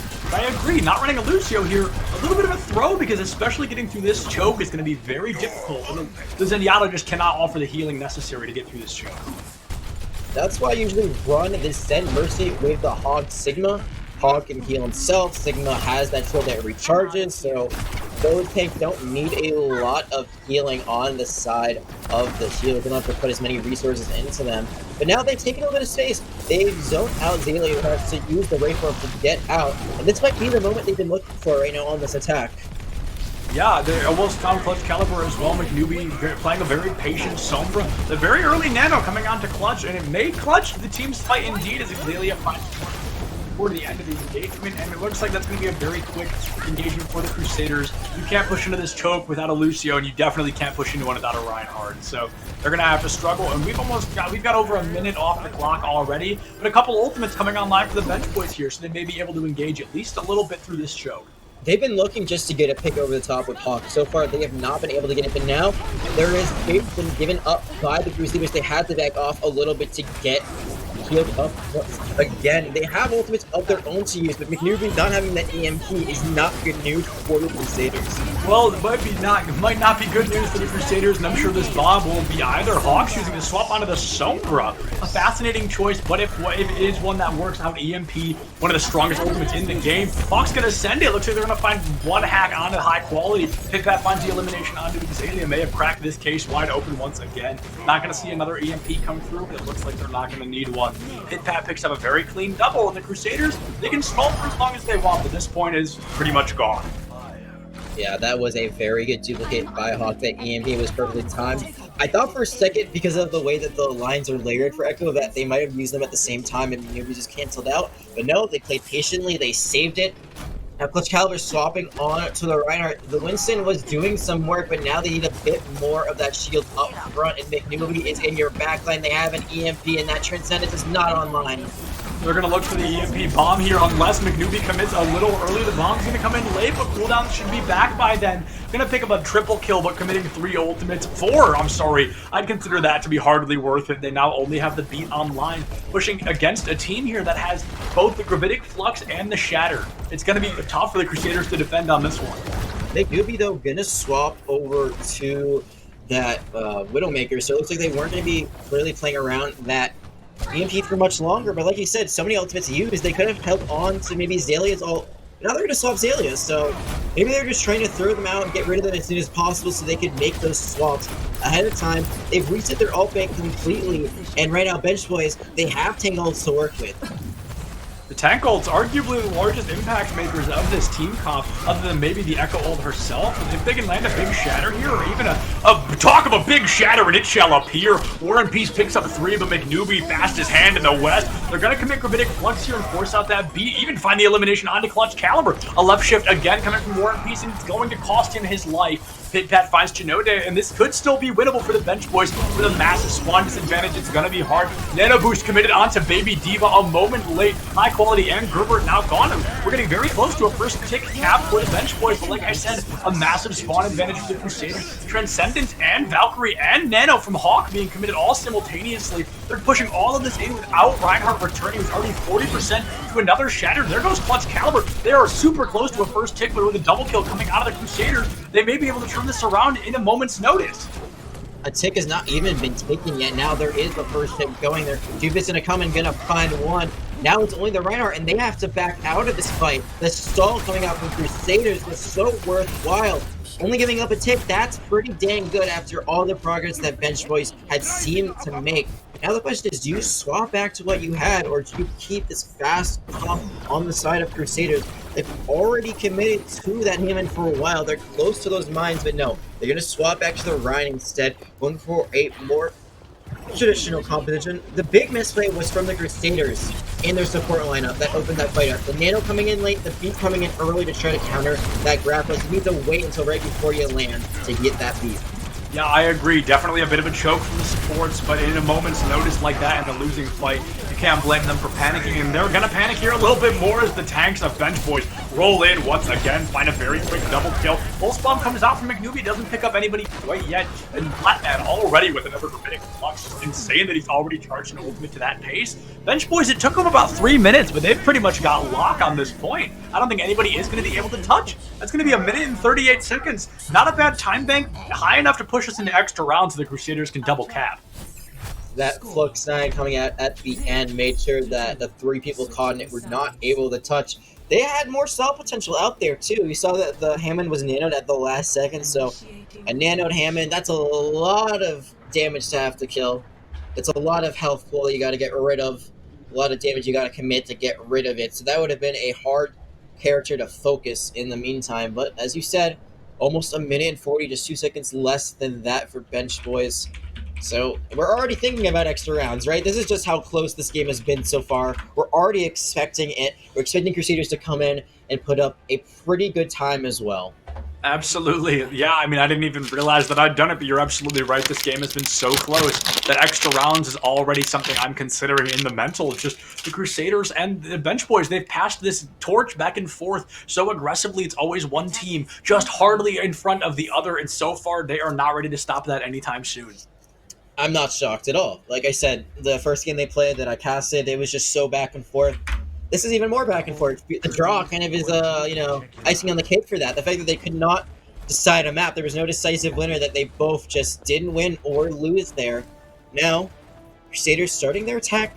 They're going to be running the Sombra now of Zaylee. I'm wondering if this is just to do a bit of scouting before coming back, or if they're really going to try to hard commit to the EMP play.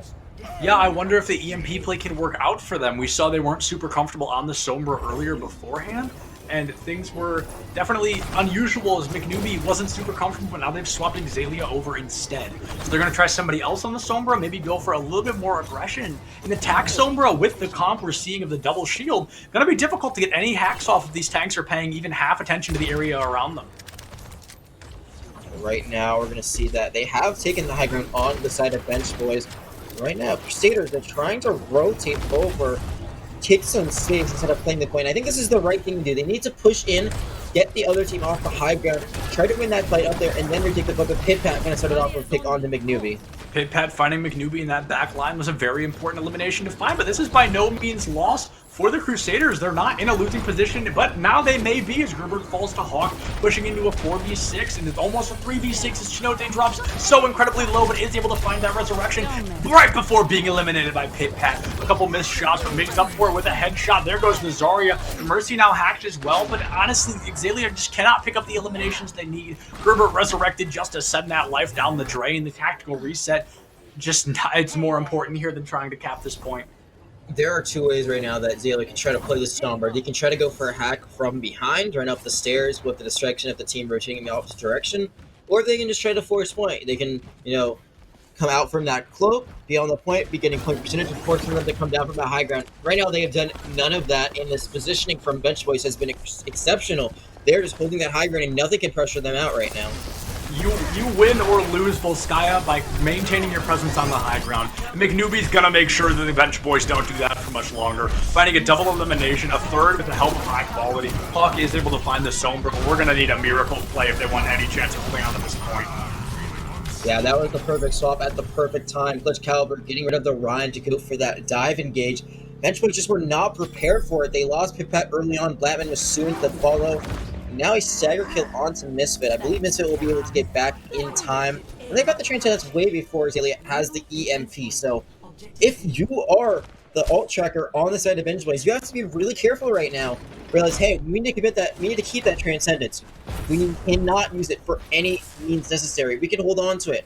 We need to hold on to it right now. The Bench Boys about to have a team full apocalypse here. They're about to have all 6 ultimates online. With the Crusaders only having 2, but McNewby finding a crucial pick before sending in a bomb of their own. Clutch Caliber takes out Jonathan, and boy oh boy, unless the Bench Boys just absolutely rock the game here, it looks like they are going to have to give up point B. They've got a massive spawn advantage. They live through the EMP, and it looks like they may be able to stall for even a moment. A 4-man shatter comes from War and Peace, but again, he relies on the left shift instead of looking at the tactical options. Gets himself killed for that hubris once again. A double kill coming out from the Bench Boys. This is the high-level play I was mentioning moments ago. The bomb comes out from high quality, and it's a low-quality one once again. Hawk's shoulders in crucial pain again as they carry that team fight on the back. A fantastic performance from the Bench Boys. I thought they had given it up, and they have lost not even a tick. Crusaders did not commit the EMP. What we saw was a hack onto War and Peace from Zayla, so that Transcendence was used already. They needed to use it to keep that point alive for themselves. Now there is no counter, but on this side, they've used everything. Crusaders used everything besides the EMP. Gerber very close to that nano. Can nano the monkey as a follow-up. That's a great way to clean up that point, but that bomb from high quality they used at the end, imagine if they had it right now, it would have been a huge play. Yeah, there's no Transcendence, there's 2 shields, but the team is so split, not everyone can fit behind it. Oh, that's going to be a big EMP. It's going to be a 4-man right away. Pit Pat gone. Jonathan inches of death here. War and Peace gone as well. Hawk taking lots of damage, but able to survive at least for a moment. They're going to be able to stall, but a tick and a half, make it 2 ticks already gone in the blink of an eye. They have got 2/3 of this point in their back pocket. Hawk finds the elimination on the McNewby, but can they touch any longer? Hawk picking up a double kill, making that hero play, but Pit Pat in critical condition on the point. High quality picks up a double, makes up for that missed bomb, and they cap with 2 minutes and 42 seconds on the clock. Did I call it, or did I call it? The EMP followed up with the nanoed Winston. It worked out pretty well for them. That EMP on the high ground was in perfect position to hit almost everyone. And from there, Crusaders just able to clean up that fight, able to take that point with almost a minute more. And you predicted it. Here we are. Extra rounds on Volskaya. Something we're very familiar with at this point in the series, extra rounds once again in Volskaya. This map a little bit harder to draw. We saw both teams lose that first point relatively early on with relative ease, and they may do it again or they may not do it at all. So we're just going to have to wait and see. We'll wait and see, but we will have a little sneak peek at the compositions. Right now, Bladman on the Roadhog. That would be very interesting. I think that's something that they could make work on this attack. They'd have to force Crusaders to come into them. It's very hard to flank with Roadhog nowadays, but that's a lot of damage. Roadhog, a very beefy boy, is able to get a lot of insta-kills with that hook and shotgun blast. If they keep this could be the difference maker. Yeah, the difference maker of the Roadhog, a simple hook could rip the Crusaders apart, but they have to land it first, and with the double shield comp coming from the Crusaders, that's going to be easier said than done here. Easier said than done, indeed. They don't have a Lucio either, so there's no speed for this Reinhardt to get into position. They did play this slow on their attack last time, and it did eventually work out after they built up a few ultimates. Now, with half a time bank, it's going to be harder to do so. Absolutely, and also, look at what the positioning is right now of the Crusaders. They've learned, they're adapting. Instead of playing at the choke, they are going to be playing on that high ground. Yeah, the flank on the high ground going to be a crucial one. Clutch Caliber takes Hawk out of the fight. Resurrection or not, that's going to stall them. No, Pit Pat gone too. That's going to be a 5v6 no matter what they do here. Ryan Shield just cannot do enough. I believe Pit Pat went for kind of a flank elimination there. Wasn't able to find anything quite yet. Going to be on that high ground v high ground. Bench Boys now in an identical position to where the Crusaders were minutes ago, pushing into a very aggressive 5v6. Yeah, and right now, you know, two shield is better than one. It's going to be very hard for the Ryan to run in there. And that's Ryan going to be found out by the Junkrat Azalea. We saw them excel on this character on King's Row. And the time is just dwindling down. It was only 40 seconds left. You might have time for another full push, depending on the respawn time. They should have enough time, but Clutch Caliber pulling it down. And the Ash is going to trade, and it's going to be in favor of a McNewbie because the res comes up. Hawk hit a phenomenal shot there on a McNewbie, but just could not stop the Mercy. Both Resurrections offline, both Ashes back online, but the big difference maker, McNewbie's got that Bob in his back pocket. Pit Pat not even close. Valkyrie versus Bob, the ultimate's online for the last 10 seconds of this performance, and here comes the Bob. Well, Skya, the interesting thing about it, Bob cannot stall first point as it is all the open room around each corner of the map, so he can never stand on it. But if they can cap 33%, they will make this untieable, so they have to really work here to cap that extra 33%, and I don't think they've gotten it yet. They have not gone. It is right there on the corner, but now the trade's coming in favor of Bench Boys. They're able to find one more break. Jonathan breaking out the Battle Mercy, the Bob, the Nano being committed though. They have gone the first 6 on the side of Bench Boys, but the Shatter might be enough to clean this up. No, the hook stopped Clutch Caliber from killing Hawk. The hook from Blackman. Yeah, it's gonna be the first point going to Bench Boys. They're only going to have about 30 seconds in this time bank now. They're going to have to run it down mid, but they have 3 ults to use now. The hook from Blackman not only prevented the follow-up on the Shatter, but also confirmed the entirety of point A for the Bench Boys. There could have not been a more important hook in that moment. The Roadhog absolutely pays off in the final hour there. Look at all those ultimates that were used on the side of Crusaders, and they're lost. Like, they have the time which they're going to use. They have an ultimate from the Sigma to use. The Sigma is right now stunned out of it. Now it's going to be there, and the Tire's going to find War and Peace. Left shift from War and Peace once again spells his own demise. They've secured the first point, but it looks like they are not going to secure the second. A lot of damage coming out from Hawk, but just more damage coming out from the Crusaders. They give it their best, they give it their all. With a massive spawn advantage and a Bob to boot, the Tire came out, sent them home, and they're going to have to kiss point B goodbye as the Crusaders are able to secure that second point hold.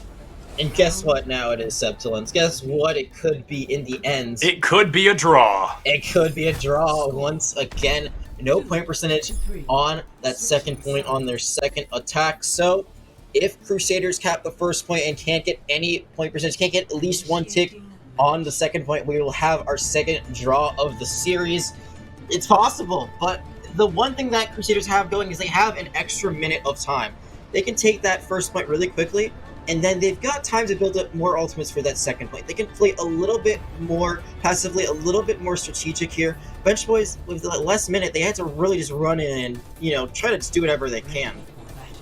Yeah, honestly, they're just going to have to full send and go for that second point cap, because if they don't cap even first, they'll end up giving the point over to the Bench Boys, and that will put them on game point. Whoever wins the next map, whether it be Volskaya or the next one we're seeing today, it's going to put them on that game point to win Grand Finals. Absolutely, and right now it's still tied. It feels like it's been about 10 maps at this point, and I'm pretty sure if this was like a best or, you know, first to 11, whatever number it is, we'd still be tied somehow. These two teams just so close, both so good. That's why this series is going to be so back and forth. Even if one team takes this map, I wouldn't be surprised if the other team just ties it up after that next one we're forced to a tiebreaker. Zelia on that Sombra. Once again, they did find value the first time they ran it, but now going to be cut out. It was just basically just a little bit of a random fire, maybe just checking to see if there was a Sombra there. The Crusaders' best opportunity here is to just roll through and try to cap point A as fast as they possibly can, because the time bank, every single second matters when you're in a position like this one, and matter it will as Chinote is gone from Pit Pats. This push basically already stalled. They're looking to go for the early cap and force them to rotate down, but it's not going to be viable quite yet as all 6 of the members still alive. Hawk finds Exalia as well. Going to be a 6v4 in favor of, make that a 5v4 in favor of the bench boys here. McNewbie doing their best. Misfits gone. Pitpat picking up Gerbert. Flatman finding Clutch Caliber as well. Fantastic rotation from the bench boys. A little bit sloppy toward the end, but once they regrouped and coordinated, I don't think the Crusaders stood a chance there. It's going to be really hard for Crusaders to get up onto this high ground. Bench boys are running the bunker composition. The only thing they're really missing is the Bastion to make it a true full bunker. Instead, they're going to have the Torp, so that turret is going to be putting out a lot of extra damage. That has to be the focus of Crusaders. They have to break that first to open up the fight. Zayla going to be caught out by it if they try to go for a hack from behind. Yeah, the hack from behind could be the difference maker for the team. Exalia just kind of standing there waiting to find a crucial hack. Nowhere near an EMP, but the second they reveal the turret is going to lock onto them if it is not pre-firing someone else already. The Nanoed Winston diving in instead, looking for a big play here, just trying to deal any damage, knock them off the high ground. Misfit hacks, no longer can use that ultimate, and the Torbjorn Hawk being sent all the way to second point before the elimination comes through. Looks like the Crusaders are finally going to crack this point open, and the bench boys cannot do much as so many of them are already missing. Yeah, that is going to be the point cracked open, but if you're on the side of Crusaders, you need to save as many ults as possible. There's going to be a D-Neck, and the Bob being used by Pitbat as just kind of a dire thing to do. That's going to be a huge waste now. It would have been great if the Sigma had somehow stayed alive, but Blackman not going to be long for this world. Now a minute left on the clock, and Celia almost has that EMP. They can wait a fight. They can take a dry fight. They can force more ultimates out, and then they can go in for one last engagement. They need to do it quickly, and they need to do it now. It's going to be difficult. They've got 50 seconds rather on the clock and 1 ultimate, but they are so close to 3 more. They're pushing into 5 ultimates from the bench boys, including a Molten Core, which can cover the entirety of the point in Deadly Lava that will make it impossible for the Crusaders to stand there. So this is going to be tough. I think the Crusaders really not in a great spot to win this, and that really will push us to another draw. It's all on Zayla's EMP right now. That is the winning position. And there it is going out with the EMP, bomb. and here's the bomb. It's going to pick up 4 in piece. It's big, but not big enough. Window comes off from Misfit. They're committing a lot of ultimates to what should already be a 1 fight. Hawk and Misfit finding eliminations respectively. The hack comes through onto Hawk. Chinote reses McNewbie. The Bob flying in again, just going to stand on point and get shredded. Unfortunate to see, but we really are going to draw this map as well. We really are, and 4 maps. 1-1 still. This Mercy is not going to do enough here to help Crusaders get that point. And the EMP was big, but the follow-up, not big enough. Once again, it looks like Crusaders, the rest of the team just wasn't in position to follow up and find the final kills they needed. Bench boys, they just built up such a big ult bank. They committed the bomb, but everything else was online for them. And we're going to be going to a 6-map set no matter what. 6 maps indeed, and we are only on the 4th. It's going to be difficult to keep up the momentum from these teams. They have to be sweating, they have to be getting nervous, but on the bright side, they cannot draw the map coming up next, and I don't think they can draw the one after. So I think 2 maps maybe... No, that's a complete lie. We literally could go up to 4 more maps. We're just going to keep up the momentum, and we're going to give it our all, as I'm sure both of these teams are going to do so. Honestly, I could not be... This series could not be any closer. I don't think we can go that far. I think the next 2 will be the control maps that haven't been played yet. So I think this, no matter what, this is going to end in 6. We're not going to rotate back through the map pool. It's just going to be control from now on. It's going to be the 2 control maps that haven't been played that were in the season pool. Right now, we might be taking a break. We're waiting on the team to decide if they need something. In the These teams meantime, may though, need to get some water or something after the insane, breathtaking performances we've seen so far. I know we do. I know the audience does as well. Let's see if the players want to take a break. It can be hard, though, if you're a player. You might not want to stop going because you're worried that you might get a little bit cold if you even step away for a second. Then again, that exhaustion can kick in, so maybe you do just need to step out for a second, get a snack, drink some water, get yourself back in there, get hydrated. And it's going to be Oasis we're going to be going to next. We are going to be going to Oasis next, but we're going to go to Oasis after this upcoming break. I'm Septilence again, that's Jag, and we'll see you on the other side.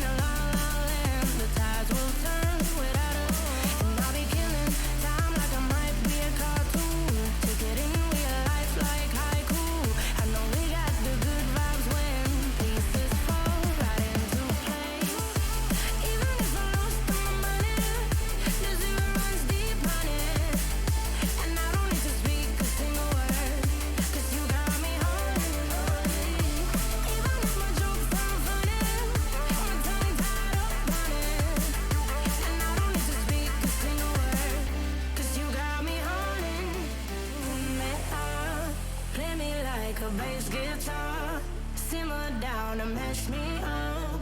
Tripping like I'm Jimmy at Woodstock. Drive me around in your red Ford, shivers down my spinal cord. Oh, 'cause you got me holding, holding. Even if I lost all my money, the zero runs deep on it. And I don't need to speak a single word, 'cause you got me holding, holding. Even if my jokes sound funny, my tongue tied up on it. And I don't need to speak a single word, 'cause you got me holding, holding.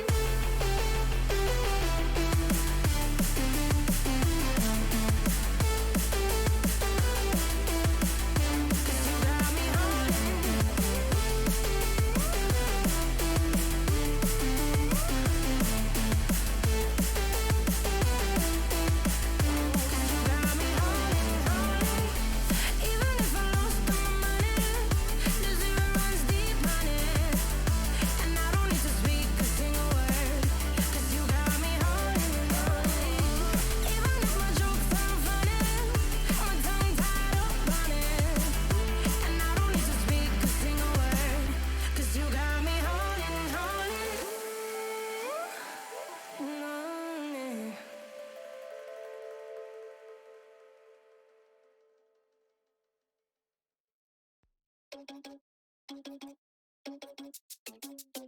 Oh no, that is what they all say when they see me pouring some more. Oh, think it's empty again. Better fill it up before I go. 'Cause I'm loving it, feeling it, touch me and being it. See what I see in it, I'm typical. Messing around with it, mix it up, go with it, flow with it, let it all go. Oh Lord, think you know what I'm like, but you don't fall, you lose control. Bittersweet melody when I dance on your fly. 'Cause I know what you don't, it is me you adore. How does it feel to breathe when you're dead? They never seen you out of your head. Cut to the bone, it's broken up. How sad. Oh boy, got so hot I forgot what I should have thought of before. Sure ain't easy for you to let go of the rules, 'cause that's so much fun. Are you loving the feeling it? Touch me, are you in it? Don't say what you're saying, but typical. Messing around with it, mix it up, go with it, flow with it, please let it go. Oh no, think I did it again. I said a few things that I shouldn't have done. Well, bittersweet melody when I dance on your fly. 'Cause I know what you don't, it is me. Welcome back, everyone, to at the end of our second break of what has turned out to be an extended series. We are going to jump into another control point, but we've got a little bit to talk about beforehand. Jag, we have possibly a fan favorite substitute at this point coming back in. Yeah, Hoopa was trying to test their connection during that break. The verdict is in, and it looks like, just peering over, looks like they'll be trying to get back into this game. Again, no harm, no foul. 2 maps they have been out have been draws, so the ringer that came in has done their part, has made sure this game has not gone any less in Bench Boys' favor. If you're just joining in right now, it has been 4 maps played, but it is still 1-1 between Bench Boys and Crusaders, tying both on Kings Row and Volskaya. Now it's going to be control only from here on out. Yeah, control only until this series comes to an end. Hoopa, I would almost put money on the fact will crash as soon as this next game begins. And our first control map of what is guaranteed to be at least 2 control maps is going to be Oasis. A personal favorite of mine, and possibly a personal favorite of the Bench Boys, is they can bust out that dive comp once again if they can get Hoopa to stay on their feet for more than 5 minutes. Yes, if they can do that. But let's see if it is possible. Right now, we're going to be going to Oasis, but after that, it's not going to matter. There's going to be one other map in the control pool, I believe. So whatever that is, it'll be the last map that is possibly played in this series. Oasis is the pick of bench plays. They have been picking since Kings Row, as they were the last team to lose. So, do you think they have any strategy going into this now that Hoopa's back in? Do you think they changed things up? I think their strategy is going to be to stick with that team comp we saw on Busan, possibly the Rhine Diva, because I mean we all saw that Shatter Bomb combo. It was pretty bloody perfectly executed, and it was something that was pretty impressive nonetheless. But if Hoopa could just stay alive on this Diva and stay connected into the game, I think the bench boys could really turn this back in their favor. But until Hoopa can finally get that connection to work out, bench boys at a minor disadvantage here. Is it interesting because the maps that have been drawn, you thought that Kings Row was going to go to bench boys because they had so much more time on their extra round. You thought that Crusaders were going to take Volskaya because they had a minute more on their extra rounds. Neither of those advantages in the end meaning anything, as these teams are so neck and neck. It's going to take extra maps to bring this series home. If it ever ends, we might be here for the rest of time. Who knows? But it's been great so far. There's nothing wrong with seeing amazing Overwatch over and over and over. And this game has been nothing short of exciting. Absolutely, and I believe Jag mentioned this already, but if you're just joining us, yes, we've been casting for and playing for 2 hours, and yes, the score is only 1-1, but I can promise you 4 maps have been played, and we are going to go into a guaranteed at least 2 more. Yep, and it looks like we're going to be starting up Oasis real soon. What point are you hoping to see first? I know personally, for myself, I would love to see Gardens. I was also going to say Gardens. I love Oasis Gardens, and we're both wrong because it's City Center, and that's very unfortunate to see. But it's a fun one, and it's a crucial one to run dive or double shield or brawl. The thing about this map specifically is it's more important on how you run your comp rather than what comp you're running. This map very versatile, and oh god, Hoopa is already gone. Someone owes me money because I called that 5 minutes ago, and it looks like I was spot on. Hoopa can sit in the lobby and play off screen as much as they'd like, but the moment it comes down to it, we gotta kiss Hoopa goodbye again, which means we're probably gonna see War and Peace once again. Say it ain't so, but it is so sad. War and Peace probably gonna be subbed back in at any moment. Say it ain't so, Hoopa will go. Turn the stream off. We can't go home because this game is never going to end at the rate we are currently on. That was really nice. I like that a lot. Thank you. It felt like I was reading slam poetry.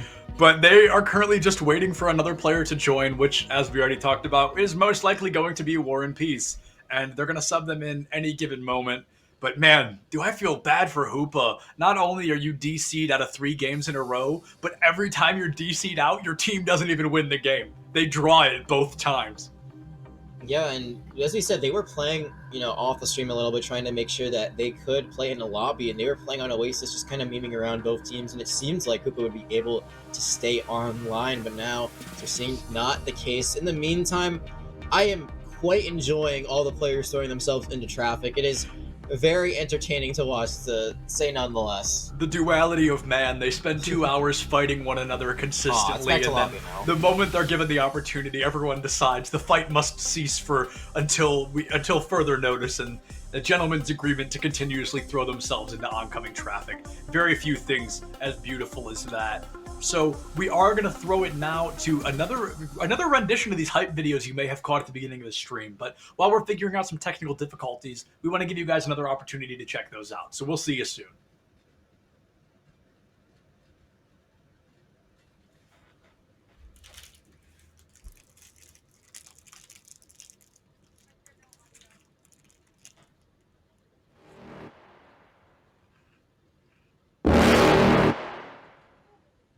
You're never gonna make it, you're not good enough. There's a million other people with the same stuff. You really think you're different, man, you must be kidding. Think you're gonna hit it, but you just don't get it. It's impossible, it's not probable, you're irresponsible. Too many obstacles, you gotta stop it, yo. You gotta take it slow, you can't be a pro, don't waste your time no more. Who the fuck are you to tell me what to do? I don't give a damn if you say you disapprove. I'm gonna make my move, I'm gonna make it soon. And I'll do it cause it's what I wanna fucking do. Cause all these opinions and all these positions, they come in millions, they blocking your vision. But no, you can't listen, that shit is all fiction. Cause you hold the power as long as you're driven.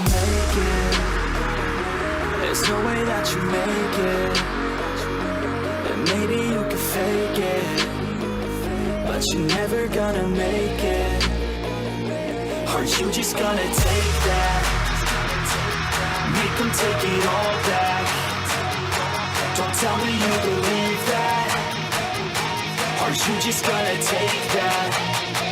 Or will you fucking fight back?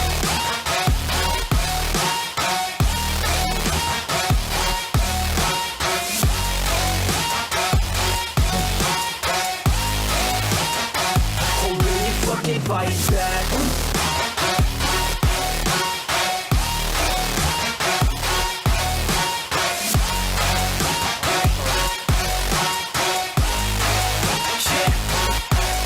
You ain't gonna make it, you ain't never ever gonna break it. You can never beat them and they're better than you face it. Thinking that they give it them, you're not, think a stray kid. No, they don't give it them, you got what I'm saying? I'm not fucking playing, I'll give it to you straight, man. There's too many others and you're not that great, man. Stop what you're saying, stop what you're making. Everybody here knows that you just faking. Nah, I don't wanna hear it anymore, I don't wanna hear it anymore. All these fucking thoughts, they are not what I need anymore. I'm about to shut the motherfucking door. All right, folks, we are going to cut that highlight reel a little bit short tonight as we want to get back into the game. We've got all these players ready, and we are going to be running it back right here, right now. Oasis, and it actually swapped. They had to go back to lobby, came back, and it's Gardens now. So we kind of win. We kind of come out on top of that. At least there's someone who's happy tonight, because I know as a player, it must be very frustrating to have to play through all of these DCs and pauses, especially if you're a Crusaders, you know. Bench play, it's a little bit just disheartening to not be able to play it with that off tank that really helps solidify your lineup at the end of the season. Crusaders are just like, hey, come on, like, let's get this rolling. You know, some people got school tomorrow. So a lot of these players probably on the younger side, probably in high school. So even with online classes, you still got stuff to do. Luckily for us, us adults, we can wake up a little bit later tomorrow. But right now, if you're just joining us, this is map 5, and as me and Septilence have both said, that score is not wrong. It is 1-1. Last two maps have been tied. It's still anybody's game. Yeah, honestly, it could go to anyone, and Jag brushed on this already, but if you are a Crusader tonight, thank you so much for your patience and willingness to play this out, even through all these DCs. That is great sportsmanship from all of you guys, and that is just an awesome thing to see in the community. So thank you guys so much for that. But the fight's already started, so I'm just going to keep talking. Clutch Caliber dropped down to 61 health, but Hawk finds the important elimination onto the Lucio instead. In a 5v6 now with a mild high ground advantage. Crusaders could turn this around if they're able to find the early elimination, but with Hawk on the Reaper literally teleporting smack in the middle of the fight and then getting out Shell Shock, now being subbed in on the D.Va as well. Finding McNewby in the back line, a very aggressive D.Va paying off in flying colors so far. Idilia is hacked and drops down to 42 health, finally going to be eliminated, but finds the elimination onto Jonathan first. Jonathan returns a little bit faster next to those Lucio boots, wall ride and speed himself into point. And at this point, it's going to take a while to crack itself open, just trades back and forth between both teams. Nano coming from one side, Coalescence from the other. Clutch Caliber takes out Hawk finally, and the Crusaders may be able to cap this point. One thing I want to mention right now is Warren Peace did not come back in. Instead, Vladman's sitting on that main tank and Shell Shock, the sub is coming in on the D.Va. A fight that looks so good for bench plays now slowly being turned in the Crusaders' favor, and that is going to be the first cap. They committed the Nano, but they have a lot more to work with. They built up the Primal Rage. They have the Pulse Bomb as well as the Reaper. And I was going to say initially that Tracer not the best pick here. It's very hard to play the Tracer with the rest of the team. You run that Reaper, so there's a lot of upfront damage versus having the Tracer kind of just on the flank trying to create chaos. But McNewby is making it work, a good distraction. Yeah, most definitely a good distraction indeed. The Tracer, just McNewby also keeping full focus of Shell Shock. Shell Shock chasing that Tracer around the map, so the off tank has never been in the area. And this is a difficult map to run the comp they're running because EMP Bomb isn't nearly as helpful when there's a giant pillar in the middle of the map. A big pulse in the back line takes out Hitman, but Exalia pays the price as well. Getting a little overzealous into the tunnel, found by Jonathan's boop nonetheless. It's going to be difficult to move in for both teams, missing their damage tools. The Blackman takes out Gerber, and that's going to be a big pick as well. Primaling high Clutch Caliber in the back line, being clutched himself by Blackman here, finding a great elimination as well. High quality with the bomb, not even committed, but I doubt we're going to see that fight yet. A hack on a high quality this late in the fight. Talk about an extended stagger, but the bench boys haven't even been able to flip the point yet, so the stagger cannot last very long. 62% though, after a first fight that we thought they had lost pretty early on, so not bad from them. Now it's the battle between Pit, Pat, and Shinoda. They have the EMP online. Shinoda has to stay hidden, has to not get hit by that EMP, or this fight is going to be over before it even began, with bench boys coming out on top. Like you said, bench boys, massive ult bench. Pit package shot out of invisibility. McNewby checks the corner and finds exactly what he was looking for. takes Pit Pat out of that fight. Gonna translocate in, no, gets destroyed mid-air. I believe destroyed by Pit Pat themselves. Big EMP coming through, gonna pick up both Gerber and Clutch Caliber. Here comes the bomb from high quality. Picks up none. Here comes the Death Blossom and the beat as well. Hawk finally finds an elimination, make it to the support line. Now gone. McNuby found Pit Pat now on the 4v5 of both supports missing from the Crusaders. So the Reaper in critical condition will be found out as well. Pulse Bomb comes out from McNuby, but Hawk finds another important elimination on the High Quality's mech. Jonathan finds McNuby, and High Quality goes for that tactical reset. Just when the bench boys were not looking great, they really clutched this fight back around. And look at the Moira ult charts. That Coalescence almost online again. That's the Moira difference right there. She just gets that auto lock on damage. She can do so much healing. She builds her ult so quickly. The Nano is online for Gerbit, but who do you use it for? Do you use it for Clutch Caliber so they can dive in, or do you try to give it to Zalia? I think the more important Nano here would absolutely be Clutch Caliber. A Nanoed Winston just does some of the most underrated damage in the game, and they are going to follow suit. Clutch Caliber being Nanoed by Gerber. Zalia can do lots of damage on their own, but a Nanoed Winston, a very scary thing to go up against. Flatman takes out Clutch Caliber, and High Quality's mech is gone. Crusaders are really going to have to make some magic happen here if they have any hope of winning this point. They will have enough time to get back into this fight, but right now, the people that are still alive, they need to get out, and no, they're gonna fall instead. No, 50 seconds is about the time bank you want, and now it's not gonna be there. It's just gonna keep counting down. There's only 5 seconds left. They can't even touch. Here comes Clutch Caliber on the Primal, a clutch indeed as he makes it back to the point and is able to stall. Can't do much damage, but is finding very important damage in the end. Gonna be booped off the map. Shell Shock is gonna be able to boost back in, but finds Clutch Caliber instead! The boosters from Shell Shock takes Clutch Caliber off the map. Now in a 4v4. Shell Shock finds an elimination onto McNuby as well, and the D-Mac on a High Quality. Shell Shock, the difference maker in this fight. You bring in a Ringer. Map 5 of a Grand Final series, and the Ringer is here to make a difference. Takes out High Quality as well. The Soulster, after being Exalia, no Wraith, no Ultimate, gonna be booted off that map. Chinote does find himself in and finds themselves right back out. Overtime is going to tick away, but the Wrecking Ball comes in. Clutch Caliber now on the ball. Gonna be hacked once again. The Sombra being a difference maker in this stall potential. Finding the important hacks onto everyone. Hawk pops the ultimate. That's a first round win for the bench boys. There was a big play by Pit Pat in there. You were talking about Shell Shock was doing a great job on that Diva. Pit Pat was really doing a great job on this Sombra. The EMP, after it was casted, there was a Death Blossom that was attempted on the side of Crusaders. Zalia tried to get it off. Guess what happened? Pit Pat hacked him right out of it. That might have been something that could have saved that point for Crusaders, but in the end, it's not working, and it surprises me they were swept off the Sombra Reaper. It worked so well for them on Busan. They're going back to it now on Control. It seems like Hawk just really does not like utensils. Yeah, Hawk must have not been invited to a fancy dinner lately, and he's taking that anger out here live on stream. They're going to teleport in pretty fast. Hawk's going to find themselves most likely rotating around to that high ground. The importance of a Reaper is to deal damage fast, and before the enemy team can even process you're there, he's going to be pushing into a full team rotation from the Crusaders, so he's going to be difficult to find any damage that he's looking for. We're going to see a slow burn from both these teams running almost identical pops, but Clutch Caliber finding a very crucial pick before being crucially picked by Hawk, that heavy damage dealer, and a hack coming through as well from Zalia onto Blackman. But Blackman already taken out Chinote, so it could be an eye for an eye, but Blackman instead survives already 50% of that Primal Rage as well. Maybe on this Tracer, there is no counter to the Reaper. They don't have enough damage to go toe-to-toe, and Hawk is just going to have a field day. Once they lose your Winston, it's so hard to get back onto the point.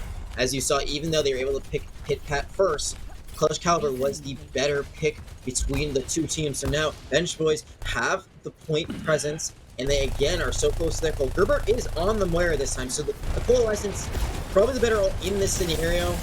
Not going to get as much value with the Nano. A good swap for Gerber, but here is the first goal coming out from this. A very effective Coalescence nonetheless. Hits 4 teammates as well as 3 enemies, so finding a lot of damage and healing, a good combination of the two. Just absolutely keeping the team alive. Coalescence, a very underrated ultimate in my opinion. Do a lot of healing. That's really what it's meant for at the end of the day. McNuby finds Flatman. That's an unfortunate pick here on the side of the bench for High Quality. Going to pick up Pit Pat as well. So the Hawk on the hack onto Hawk is going to find Hawk eliminated. 3 gone, but they're just going to stall as long as they can. If they can get this even to 50%, they're going to be in a pretty good position. There's only 1 left. And there you saw that using Coalescence last is the way you want to play that. The Coalescence coming out second from Gerber. Not because it was planned that because they just didn't have it until that moment.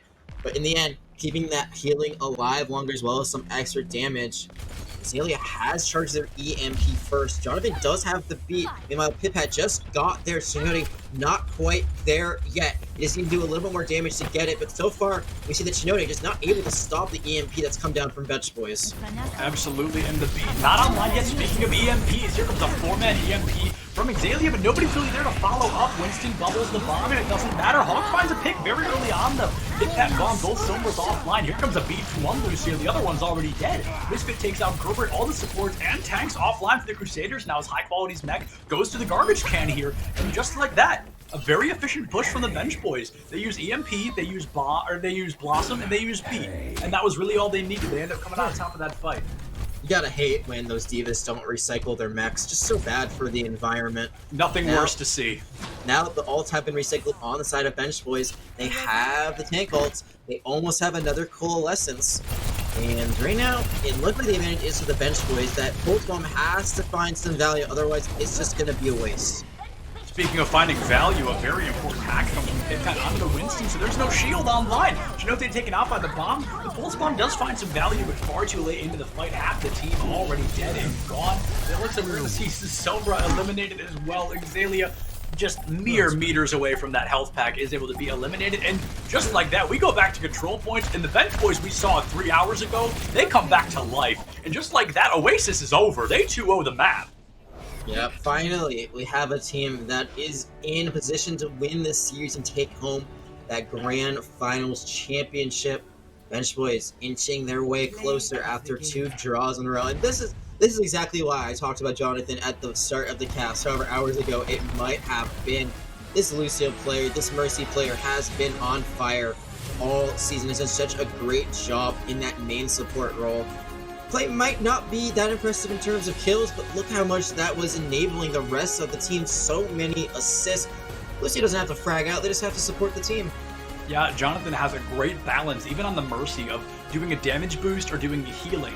And then as the Lucio, the speed boost or the heal boost, they never choose to do a little bit of one over the other. It's a lot of back and forth and consistency between when they're using those at the correct time. And I think Jonathan has made an unsung difference here compared to what we've seen to a lot of other heroes. We've talked about Hawk, we've talked about Blatman, we've talked about Piphat, we even mentioned Misfit in the middle there, but Jonathan, I feel, we have not talked about enough. They have just been a silent frag all their own. Generally, as a main support, it's better to not have your name mentioned. If you're doing your job, they'll just be in the background. And although it's not the most thanked role in Overwatch, it is an important one nonetheless. And there, Jonathan is going to get there too. Is going to be featured by us and talked about by us because, yeah, their play's been pretty dang good so far. Now let's see if Bench Boys can bring it home. After 5 maps, we're only at 2-1, but Bench Boys have finally broken that tie. They have not been down in the series so far at all. Crusaders have been down at one point. They're able to tie it back up on map 2. Since then, it has just been stalemate at 1-1. Finally, we might have a victor on our next map.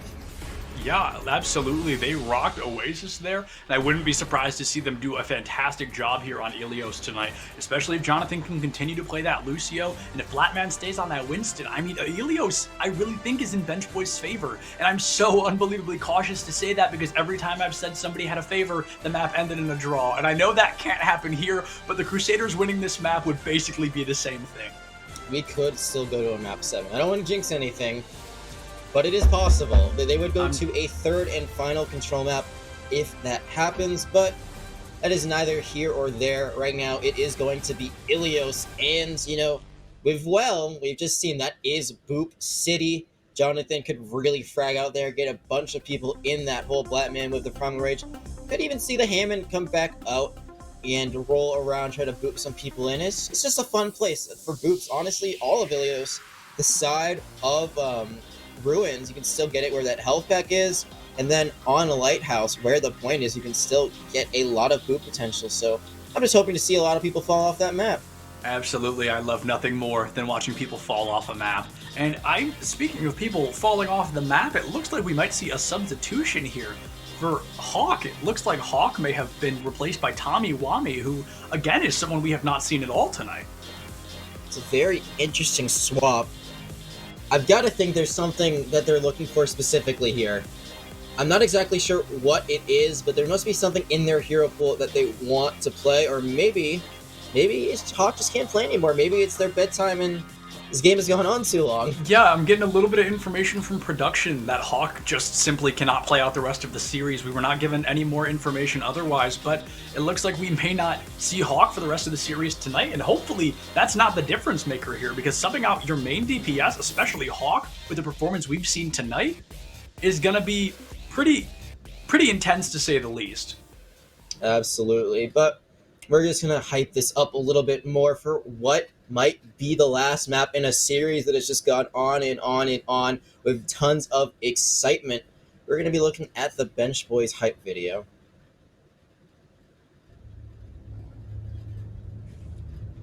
It is time for the Misfit Veteran, and I am very, very excited to bring this one to you.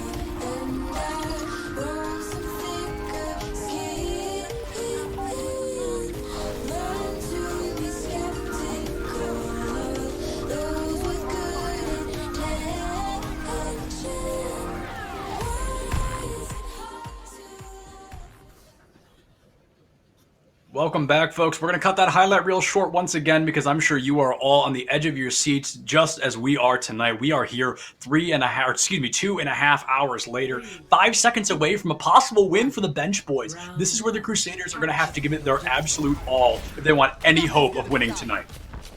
Bench Boys, they have had to plug a few holes now on their roster at offtank, and that hit scan DPS Tamiwami now coming in to fill that Reaper role, but they're still looking to move on. They're still looking to take this series, the whole map, and the championship title. And Tamiwami making an impact here, takes McNewby out of the fight straight away and lives to tell the tale. A very quick 5v6 turned around by a Resurrection once again from Genotek. Tamiwami gonna have to deal a little bit more damage. Could have found the Resurrecting Mercy there, but wasn't able to get that far into the back line. They're gonna have to really struggle here, but a very quick point cap from the Bench Boys will matter less as the Reaper is gone and there's no Resurrection to boot. Jonathan gone as well, and just when you thought the Bench Boys had this fight on lock, they instead lose 3 members in a row, and it's going to be 4 as Flatman drops to a literal 1 health before being dismissed by McNewby. Right now, high quality on this Roadhog might be the difference maker. They're just able to get so much value out of that, not only from damage perspective, but it's just a meat shield when you have that Roadhog in front of you. Now, they may be taking a very aggressive hold on the other side of the point near where the other team is going to be spawning. So they don't even want to play the hole. They just want to play up front and make sure that they can't get onto the point. Bench Boys running more of a dive comp than Flatman. So close to that primal, but McNewbie just continue to click heads as they have all night. McNewbie just hit a nasty headshot onto Jonathan, and I hope the producers were watching the right person when that happened, because my God, was that an amazing shot. And this is honestly already looking like we're going to go to a map 7 with the patience we're seeing from the bench boys. They know they're at an ultimate disadvantage, but like they need to do something here if they want any hope of turning this point around. That is something with the Coalescence on the engage. Now Bladman has the primal, gonna pop it, gonna try to boost the people into the hole, but there is the Death Blossom. Trades are gonna come out, and Orisa and Reaper gonna fall at the very end of that, and there's the bomb being committed as well. There goes the Bob with the hog hook to boot. Shellshock has the bomb online, but right now the Crusaders are are half a map away from taking the first point in Helios. They are indeed. Pippat does have that EMP once again online. There is no defensive ult on the side of Crusaders. Chinode, though, can keep the team alive. If they get that Valkyrie off before the EMP does, the healing buff will still be there. They'll still be able to fly. Yeah, hopefully they can. Pitpat just sitting in the middle, being detected and not moving a muscle. Very scary to see as the team knows he's there, and he can't EMP because the Roadhog had found his location. That was a waste of a bomb, unfortunately, possibly due to poor team communication from either Pitpat but it looks like they're going to see a 3-man EMP instead. A little bit of a unique usage there as they couldn't commit it to the bomb anymore. Exalia takes out Jonathan in a 5v5. The main tank versus the off support missing. Gonna get McNewbie off that high ground finally, but Blackman's gonna pay the price of his life to do so. 98% down 2. Jonathan returns to the point, but at what cost? Most teammates already dead. Gonna find the move into the hole onto High Caliber, but be slept to pay the price. Jonathan now has the beat, but will he be able to use it? It looks like he will be able to get that beat off, but he's gonna save just him and Misfit. Blackman desperately trying to return to the point. And we talked about Jonathan moments ago, the difference maker for these teams isn't able to make the difference enough on his own, moving the enemy team onto the point, and this is gonna be an impossible fight for the bench boys unless there is just a top level play, and I don't think we're going to be able to see one right now. The Nanoed Orisa just does the damage better. McNewbie finding the shots as well. Shellshock 15% off another bomb, but the odds of them being able to charge it are very, very low. Pitpat now in the backline on the Doomfist, unable to find an elimination. Shellshock into the well. That's a first round win for the Crusaders here. Map 7. It's just getting closer and closer. It seemed so unlikely when we were joking around on Volskaya, but now, as we get to what might be the 7th and final map, it just seems like this series wouldn't end any other way. We wouldn't have it any other way. Bench boys still have time to get back, reverse sweep this map, and take the entire championship rounds. Go home with the glory, but right now, you can see the Tommy Wami. The Reaper presence isn't as much as it was on Hawk. And right now, that's not good for bench boys. They really need that Reaper damage up front. Tomiwami had some good plays, but just not able to get it done.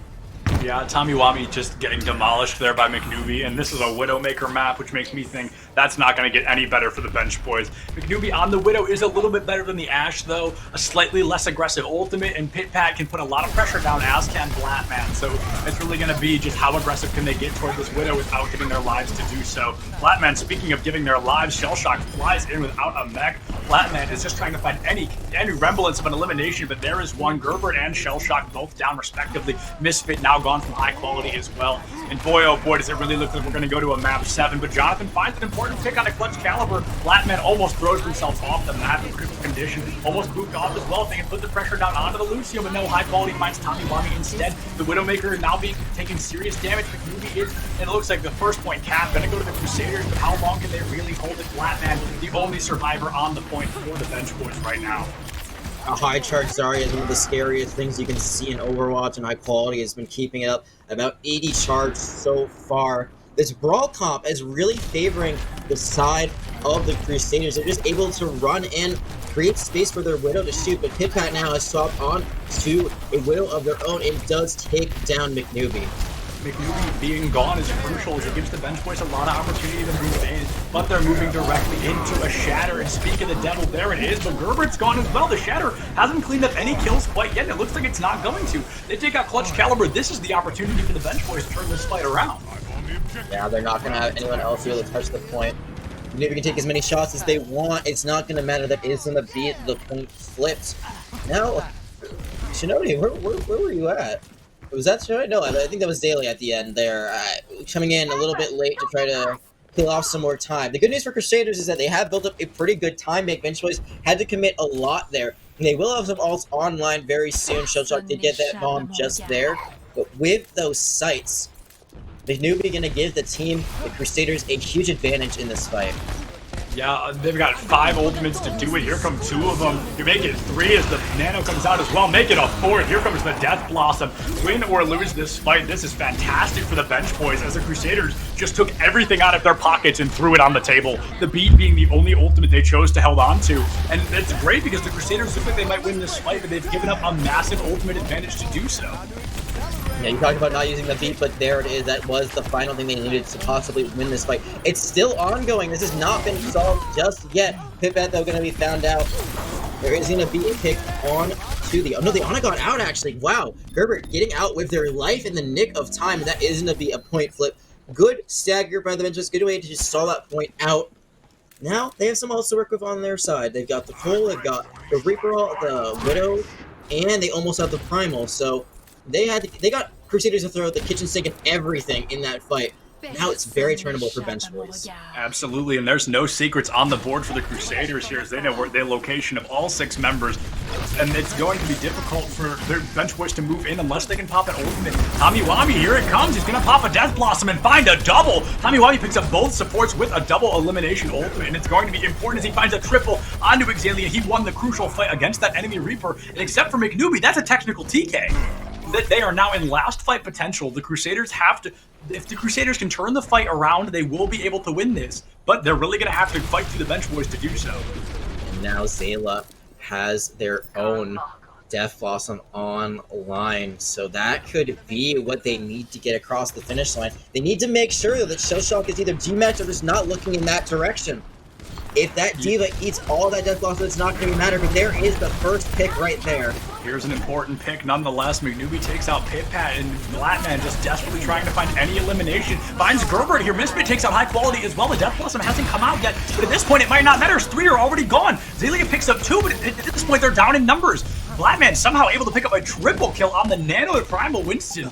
An unusual thing, something I thought I wouldn't say possibly ever in my casting career. Tamiwami now swapping out of the Tracer, just trying to make it back to point as they're now in overtime. This is a winnable position for the Bench Boys as Chinote falls. Flatman is just desperately trying to take out Clutch Caliber, left Misfit behind in the process. There's 76% for the Crusaders, and the bomb from Shellshock could be the difference maker. Tamiwami takes out Zalia, but Shellshock holds on to the bomb for at least a few more moments. McNewbie finds Flatman. There's one bomb online, there's a grab online, but right now it's going to come down to which team finds this next elimination. And there was that elimination. Tamiwami swapped into the Tracer, going to be found out and is going to fall. Bench Boys, they have the Coalescence and the D.Va Bomb online, almost have that sight. So they are swapped over to the Doomfist now. This could actually be huge with High Quality's grab. That could be a Speaking of huge! Yeah, that is huge. Gerbert going down. That's your main source of healing. Speaking of huge, Gerbert is gone. Here comes a beat from Jonathan, and a bomb picks up Clutch Caliber. This is all but belonging to the Bench Boys already. It is a 4v6. The grab is off. The beat is off. The Primal Rage does not matter. The Coalescence is online for Misfit. They are drilling this Lucio down. Shellshock trying to find the elimination. Will be found by Jonathan with the melee kill. The Zarya, the sole survivor, doing her best to survive. Will fall the Shellshock as well, still making that massive off-tank difference that we haven't seen since Hoopa, and it's going to be huge. And the Winston now dancing on the point will be stuck by the Pulse Bomb, successfully eliminated by Tamiwami on the Tracer, a very successful Tracer in the mix. Shellshock finds Gerbert once again. That's going to be a 3-person cap back to the Bench Boys. Overtime ticks away, and they win the second point for Ilios. They are so close to touching, but wasn't able to get it in the nick of time. That map 7 may not happen. Bench Boys have even up here on Ilios. All they need is one more control point to win the Owlet Season 3.5 Grand Finals in the Majors Division. It's so close. They can taste it, they can smell it, they can touch it. They just have not grasped it yet. Crusaders, meanwhile, they're just trying to keep their postseason alive, force it to a map 7, force it to the last absolute possible map that we could have. They are really looking to make this series as long as they can, and hopefully the Bench Boys are ready to bring that same heat if they want to win this. Right now, we're going to see that there's going to be speed from Jonathan, so they're going to be running that Sombra Reaper once again. The Roadhog coming out from High Quality. We saw that Roadhog was so good for them on Well. Will it be the difference maker here? Hopefully it works out for them, but this is not necessarily a great Roadhog map, but Roadhog map or not, Gerber takes out Pit Pat straight away. No mercy to res that. Jonathan found by McNoobie as well. The McCree coming back to life here. The bench boys, you know, they thought they had this fight in the bag, but with a double kill immediately being picked up by the Crusaders, that's definitely not a fight for the bench boys. Say McNoobie on this McCree again, and this is something that, you know, we've been a little bit hesitant about. We know that McNoobie's a great hit scan player. There's no doubting that. They click heads. But really, the Sombra from Pit-Pat has been so good for bench boys for so many reasons. They need to use that CC to make sure that she cannot get out like that, cannot get the hack, and then just translocate right there. They got the hook, the hack onto Roadhog, so they weren't able to use the hook to get her down. The hook was missed there, absolutely, and Blackman takes a lot of damage, but survives playing around the pillar. Misfit gonna come in an early coalescence, but it's gonna be a great damage dealer, and it's gonna be great to keep the team up. A left shift from Clutch Caliber into the corner, gonna force out a lot of unnecessary damage as Clutch Caliber does end up falling to that damage. Here comes oh, excuse me, I lost my train of thought. Gerber is going to be coalesced by Shell Shock here. It's going to be eliminated. Jonathan finds McNoobie as well. The bench boys can win this, but half of this map is already gone. If they're going to win this, they need to do it now. Yeah, they're going to commit the Primal Rage, and that's going to be probably the final nail in the coffin for Crusaders getting onto this fight. But they're able to slow it out for a bit longer. They still have their Tracer and Lucio alive, but just to say that they fall. Clutch Caliber does touch at the last second. It's all for naught. 60% on the point for Crusaders, but we've seen this before. They've built up a lead on control, and then they've squandered it. They just have to keep their ult bank healthy. Both teams have a lot to use in this next fight.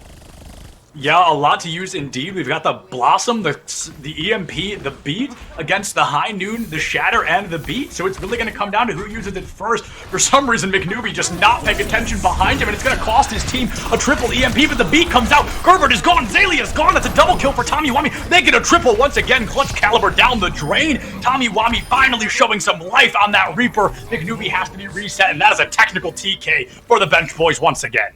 It's a great beat from Shinode. They really hit it at the perfect time. The problem is that they don't have anything that can eat away the damage from the Death Blossom. They don't have a D.Va on their side. And even if they did, they'd probably be hacked out, so probably wouldn't be able to save them. Bench Boys did commit a lot there. They used both their DPS ults and they used their own beat. Crusaders have the ult advantage going into this fight. It's a mild one, but an ult advantage indeed. Both tank ults the High Noon, and here comes the Pulse Bomb with a Coalescence not far behind. Misfit popping a Pulse of their own, but it's not going to keep Pit Pat alive for long. There's the Shatter. There's the whole hog. There's the bomb from Shell Shock. High Quality and McNoobie finding a double. Turns into a quad in the blink of an eye. Jonathan takes High Quality off the map, but Gerber just doing a little bit more in that back line finds Jonathan. They are in last fight scenario here with only one ultimate online for the bench boys and 3 ultimates online for the Crusaders, who are really looking like they want to take us to this map 7. The biggest mistake we saw from bench boys there was they gave up the point for free. They played that high ground. They weren't able to rotate back on time. And now Crusaders, as you said, that last fight, they have the ultimates to put this away. Can they hit them right? They're going to be difficult to hit nonetheless, but there goes Clutch Caliber straight away. Here's the High Noon off the map. Kissed goodbye by Blackman. High Noon who? He flies into the map. He picks up a triple Death Blossom from Reaper. Once again, Tommy Wami on fire, hitting Death Blossom after Death Blossom. That's going to be another point turnaround for the bench boys. Entire thanks to the Reaper on that one once again. McNoobie, you gotta watch where you're trying to hit that High Noon from. I said that on Ilios you can get booped on any of those maps, and this is exactly what happened. They had a really good ult bank. They used everything, got nothing out of it. Bench boys still have a bomb to work with, and now we're going to see Zayla on the Pharah. We saw this before on their attack on King's Row where they drew, but there's no mercy to pocket that Pharah right now. A desperation Pharah, no mercy indeed, and I am 100% sure the bench boys intend on showing no mercy. Zalia is going to pick up Jonathan. Here comes a high bomb, and the high ground picks up Gerber. Clutch Caliber gone as well. They're running out of time. They can't afford a loss like this. There's 15 seconds left in this fight, but McNoobie looking to turn it around, finds Tommy Wami. This is the final moment right now for the Crusaders. They need to do something, but there goes Chinote as well. They're just desperately trying to get on the point. McNoobie finding another elimination, carrying the team on his back, but finally falls to Blackman, who's in critical condition. Zalia is going to fall as well. There is 2 seconds left before overtime begins. Blackman is 31 health for a moment, 20% off a Primal Rage, but it will not matter. The Reaper or the Roadhog, high quality, hitting a massive Blossom. Shell Shock being thrown off the map. Jonathan finds the hit as well. 99 to 99, third point Ilios. Tommy Wami trying to do anything. Pit-Pat finds an elimination, but high quality is just fragging. Jonathan cannot get that beat off in time, and Pit-Pat and Tommy Wami, the sole survivors of the team right now, gets hooked out. Tommy Wami eliminated the High Noon from McNoobie, secures the 6-map win for the Crusaders. We are going to a map 7. this has to be one of the best games I have ever seen at any level of Overwatch. I was gonna say, Jonathan is my MVP of this match. There were so many amazing plays that Lucio made at the end, but then the hook from high quality to cancel the beat, that might have been bench play saving grace, that might have gotten them over the hump to finally claim themselves the championship, and it doesn't go off. They're hooked out of it. I'm flabbergasted. I'm bamboozled by it. There's not enough words in the world that can say how shocked I was by that play. And yes, this is it. We've memed about it, we joked about it, and maybe we deserve this a little bit as casters for thinking, hey, this could never really happen. I mean, these two teams are great, but they can't go all the way to map 7, can they? And they did. I mentioned so often about players being overzealous and a little too excited, and yet all those jokes about Game 7 have finally come back and bit me in the behind on this one, as we have inevitably come to what has to be our last map, almost 3 hours after the beginning of our cast today. What a hype final. I mean, that's the way to describe it, right? These two teams, it ended 3-2 the first time they played. It's going to end 3-2 again. This time, after 7 maps, though. You got to think about that. Last time, it was just 5 maps straight, you know? No draws at all now. This is going to be the 3rd and final control map in a row, the 4th control map of the day. We're not going to waste any time. We're going to get straight into it. It's going to be Busan again. We're going to be wrapping all the way back around. Can Crusaders learn from their first time on this map? It ends the same place it started almost 3 hours ago, and these teams are just as excited to get into this as all of you watching tonight, and I'm sure Jag and I are as well. It's going to come back down to Busan. This is where the bench boys, in my opinion, absolutely rolled through the Crusaders. After Busan today, I thought we were going to see a 3-0 clean sweep. I thought it was going to be as simple as that. That was the performance we saw from the bench boys earlier today. But after what we've seen now, I couldn't have said it better. Have the Crusaders learned from their past mistakes? Have they learned is the question, and also you gotta think about it. This is not the same bench boys we started this match with. Shellshock and Tommy Wami having to come in the place of Hoopa and Hawk, so it's a different team, different players. It's a whole new world. It's basically a 1-1 now. We've all reset everything. We've started back from the beginning. This is crazy.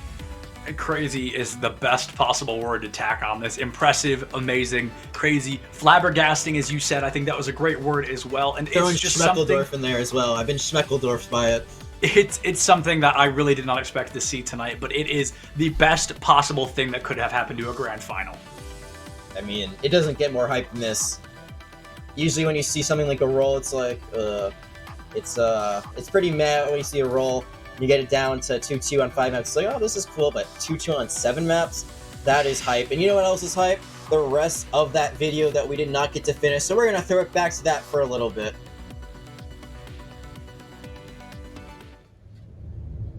It is time for the Misfit Veterans, and I am very, very excited to bring this one to you.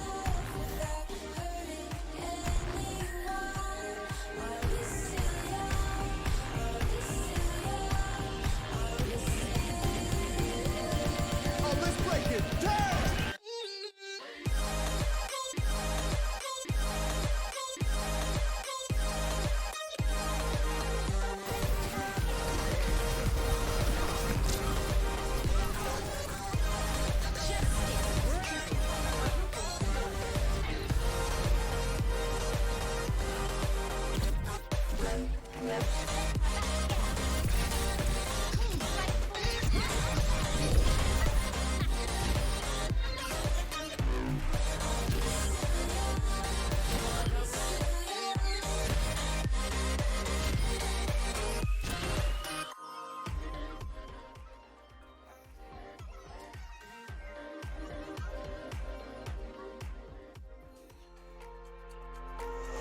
all up in my head, I'm sorry for what I did. Wish I could have it unsaid. Just make it right instead of treating me like I'm dead. Is it too late to call it?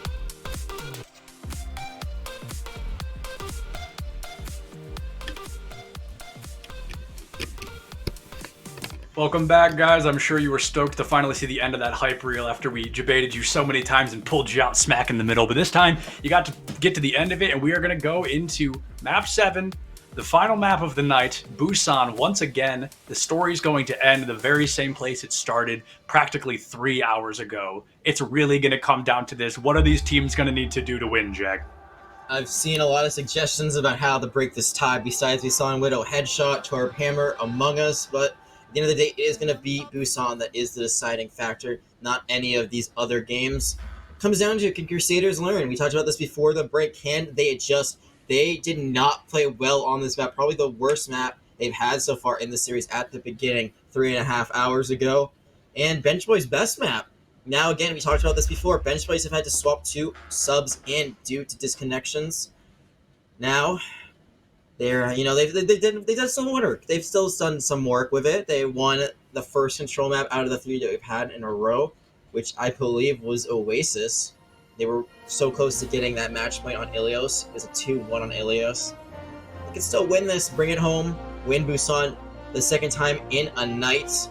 Crusaders might have picked up some of that momentum, might have cracked the key to get some victory here, and it might be in that Roadhog play that we've seen from High Quality. I was just about to bring up that very same thing. The first thing I noticed, High Quality back on that Hog, and I really do think that was quite the difference maker on Ilios. Yeah, the 2 times they ran it, it worked out so well for them. Sigma Hog is a comp that we saw from the Overwatch League Finals, though the support's a bit different. Usually the Mercy Zen run a low heal comp of what we have here. Gates are going to open up 30 seconds away from one of these teams establishing dominance in this 7th and final game of the night. They're all going to rotate around to the big drum. You know it, you love it. It's going to be a very close quarter, 6v6, with a lot of damage coming in quick for Flatman, who does make it out, but barely is going to be able to do so. Misfit takes a lot of critical damage as well, and not much damage going on to the Crusaders, but a lot more coming from them. There goes Pit Pad, in thanks to McNooby, who's setting the momentum for the Crusaders immediately. Kanote now gone to Blatman. It's going to be a 5v5. One roll missing for both teams, and they'll both get back to point pretty stinking fast here. Zelia on the Reaper, not going to get a lot of value quite yet. Blackman, 122 health from death. Make that 81 for a moment's notice. McNewbie once again taking out Tommy Wami, and the DPS for the Crusaders are making sure that they send a message to the bench boys here. We talked about the Roadhog being difference maker, and so far it seems to be just that. A little bit of tactical crouch there, it looks like, at the end of what was a good push from Crusaders. Not the opening pick, had to still out a little bit when they lost Shinode, but still able to pick it up.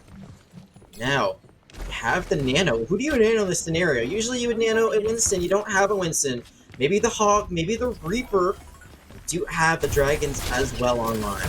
I do think Reaper Hog, both great nano targets. Reaper, like I mentioned earlier, does a lot of damage on his own, so maybe he doesn't need that kind of thing. But the Dragons from McNewbie are going to put out a lot more. There goes Jonathan, Tommy Wami, and Blattman. Misfit falls, Shell Shock as well off the map. And right now, I mean, at this point, bench boys who? Because the Crusaders own this map. This is great for Crusaders. It looks like they have learned. They are adapting. They have adjusted. They have come out with a completely different comp, and it's working out for them. Pipette doesn't have that EMP online. Shoney doesn't have that beat either. And that Nano is still online for Gerbert. Team here all along. Gerbert went for the Hail Mary sleep dart, wasn't able to hit it, but my god, what if he did? In another world, perhaps. Jonathan drops a beat early on. Shell Shock already found Clutch Caliber. Oh, and Zalia does get hacked out of that Reaper ultimate, but McNewbie finds the much more valuable elimination by securing the kill on the Pitbat. And right now, McNewbie on the Hanzo is an uncontested madman. This far into the game, it is a beast to say the least. Things are insane in regards to McNewbie not missing a shot. They've got ultimates on the side of bench boys, but at this point, can they even use them?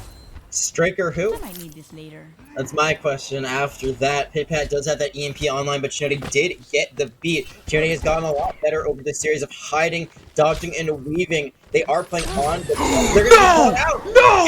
Pitpat hooked out of invisibility by high quality! The final moment, the final hour, 10 seconds left on the map in high quality, hits the Roadhog hook of a lifetime. Earlier today, I said he could not have hit a more important hook, and there he was to prove me wrong, and Gerbert sleeps Tommy Wami out of ultimate. The bench boys crumbling in the final hour, being demolished by the Crusaders on the very map they rolled them on earlier today. Shell Shock did fine too, but that beat is gonna save the rest of Crusaders from that EMP high quality, cleaning things up, and that is 100 to 0. 99% is just, that's all they needed. That's all they needed was one more, and they got it. And now Crusaders are 1 point away from taking the grand finals. The Crusaders, who have climbed up from the depths of defeat, mere inches away from losing this in a sweep, and they fought for a draw, they fought for a draw again, they won Ilios, and here they are in a 2-2 possible last map scenario. This is where the Crusaders put it all on the line. They put it all on the line. Bench boys are fighting for their life now. They were in the clutch scenario going into our last control map, which was Ilios. They were not able to rise above when it mattered most, and now they find themselves in a life or death scenario, as I just said. It's just life or death. That's all that it is. There's nothing better to say it. The difference maker already, Tommy Wami on the May, putting up a tactical wall, separating the team, but they couldn't secure the kills quite yet. Instead, a kill comes from Clutch Caliber onto Blattman, who flew into the back line. McNewbie, once again, an uncontested mad lad on the Hanzo. Cannot do enough damage for the team. Without a doubt, has gold eliminations. And just like that, Crusaders cap point early on, and that makes them look great to win this right here, right now. They do take out Gerber, though. That is the main source of healing for the Crusaders. Bench was at full strength now. This is their time to march back on and get that point. Oh, there goes Clutch Caliber into the backline. High quality moments from death will be eliminated. Coalescence comes from Misfit, picks up McNewbie. Just as I say it, the bench boys remember how to play the game. That beloved Overwatch factor kicks back in, and they, in this final hour, come back to life. That Overwatch factor. It is when players learn how to play when it matters most. A big misplay from Gerbert falling early on in that fight. But there were ults committed by the bench boys. They had a lot to work with. But now Clutch Caliber going to use a Shay that's not going to find anything. Clutch Caliber getting nervous, a definite choke on that shatter right into a May wall. McNewbie trying to clean up the mess here, finds Jonathan with the headshot, but Shellshock took out Zalia already. No matter what McNewbie does here, he cannot do enough to keep this fight alive. Crusaders are going to commit to Coalescence as well when a shatter is just waiting for them on the other side of this gate. And there it goes, a two-man shatter comes from Flatman into McNewbie, who's gone. The grab comes out from Shellshock as well, but the Crusaders somehow coming out on top of this so far. No, just as I say it, Jonathan and Shellshock with the frag find the quadruple kill. They've now put themselves in the winning scenario. They are 2, maybe 3 fights away from winning Busan second. They're looking to take this to Busan third. They've given up on the somber play. They have instead gone for the May, and these walls have worked out very, very well. Now, Crusaders, they've given up on the Roadhog, swapping to a Zarya of their own to better protect their run. That wall, not going to find anything. This might be the opening for Crusaders now. Tommy Wami hitting the wall a little early, and it's gonna matter quick. Zalia finds Pit-Pat and finds Shellshock. Make that a triple kill for Zalia McNewbie, picking up the 4th. A technical TK with the beat committed from the bench boys. They end up losing that, and they end up losing the point at 70%. Pit-Pat so close to another Reaper ult. We saw how valuable it was last time cleaning up the fight for bench boys. There's no counter right now on the side of Crusaders. There's nothing they can do to stop this ult from happening unless they can just break down that Reaper when they are vulnerable.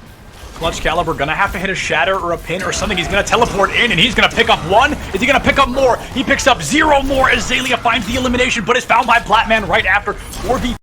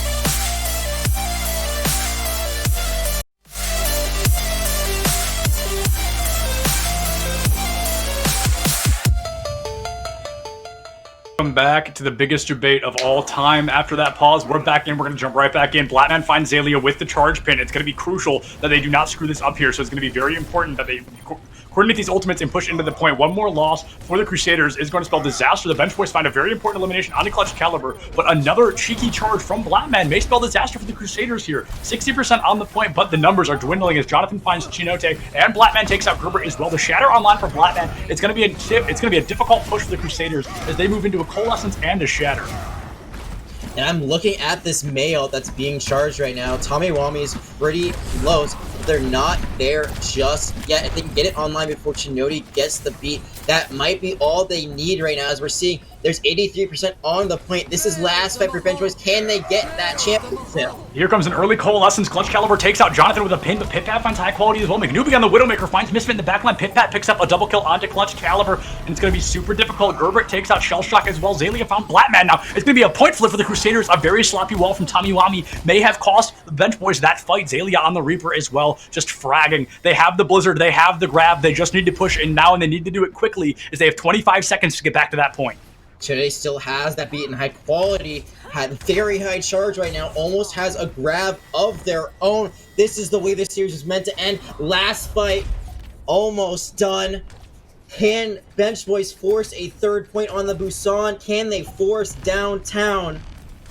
Just when we thought the bench boys were going to win, it really comes down to this. They had such a stranglehold at the beginning, but after those draws, after that loss on Ilios, it's going to come down to one more play. They have the ultimates online, but they have to play through an enemy grab and a beat, as well as a Shatter coming out any moment. Here comes High Quality with the grab, and it's going to be a counter grab and a blizzard coming from Shellshock and Tommy Wami. Two already down on the side of the bench boys. It's going to be very difficult for much more to happen. They need to swing into this quick. If the Reaper survives, they will lose the Crusaders. He does make the Wraith form out. Zalia, critical condition, 6% away. The Shatter from Blackman is eliminated by Clutch Caliber with the cheeky charge of a lifetime Misfit on the Coalescence. Here comes the Death Blossom from Zalia. It picks up both supports, and just like that, the Crusaders are moments away. It is just Tommy Wami stalling the point for as long as possible. Shellshock now spinning to win on a very difficult point. They played the Wrecking Ball on. There's 0 seconds left on this clock. We are in the overtime now, and the Coalescence coming out from Gerbert just going to dump the damage into Shellshock, and with that, the Crusaders are your Season 3.5 Major Grand Final champions. Crusaders, congratulations. A very hard-fought battle that went the distance. Not only the distance, it went past the distance. It went as far as it is humanly possible to go to get to 3 maps.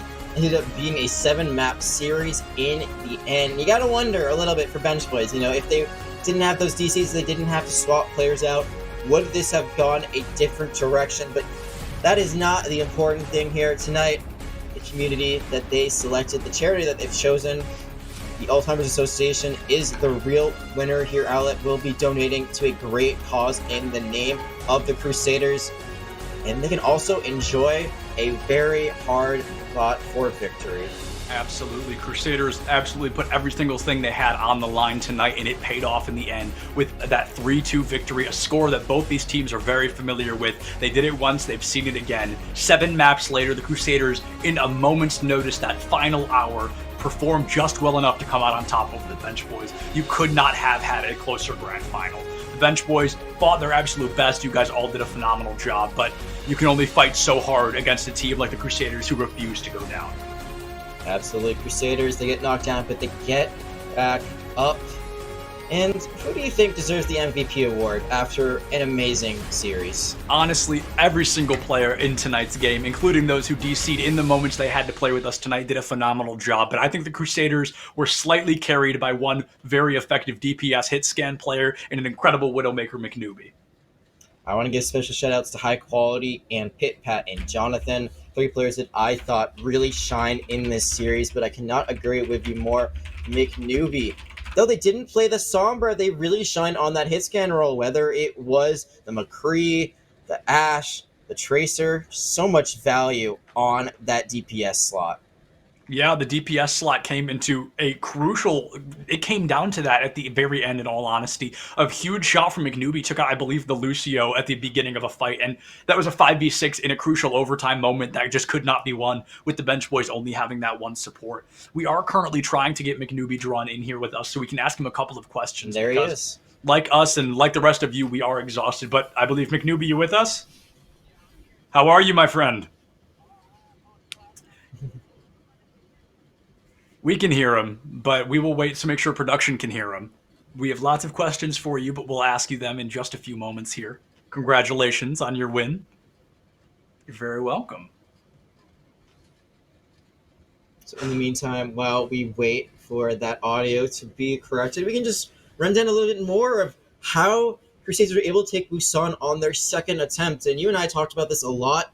Seems that it really came down to that Roadhog. They did swap to the Zarya in the end there to be more of the mirror, but we saw that on Ilios. They tried that Roadhog. It worked out very well. And on Busan Sanctuary, a map that they did not do very well on the first time, they were able to do an amazing job with that Roadhog the second time. Absolutely, the Hog made an incredible difference, and I mentioned this on Ilios. I think Hawk being subbed out for Tommy Wami also made a huge difference. Tommy hit some incredible Death Blossoms, some amazing plays, but at the end of the day, they just weren't enough, especially on Busan. I don't think we saw one successful Death Blossom come out from Tommy Wami on that Reaper at the end. And then he swapped to the Mei, which there were a couple of Mei walls that were questionable to say the least, in particular the one on the far side by the Mini when he walled nobody off and the entire team got to regroup on the other side and push in twice as strong. I do think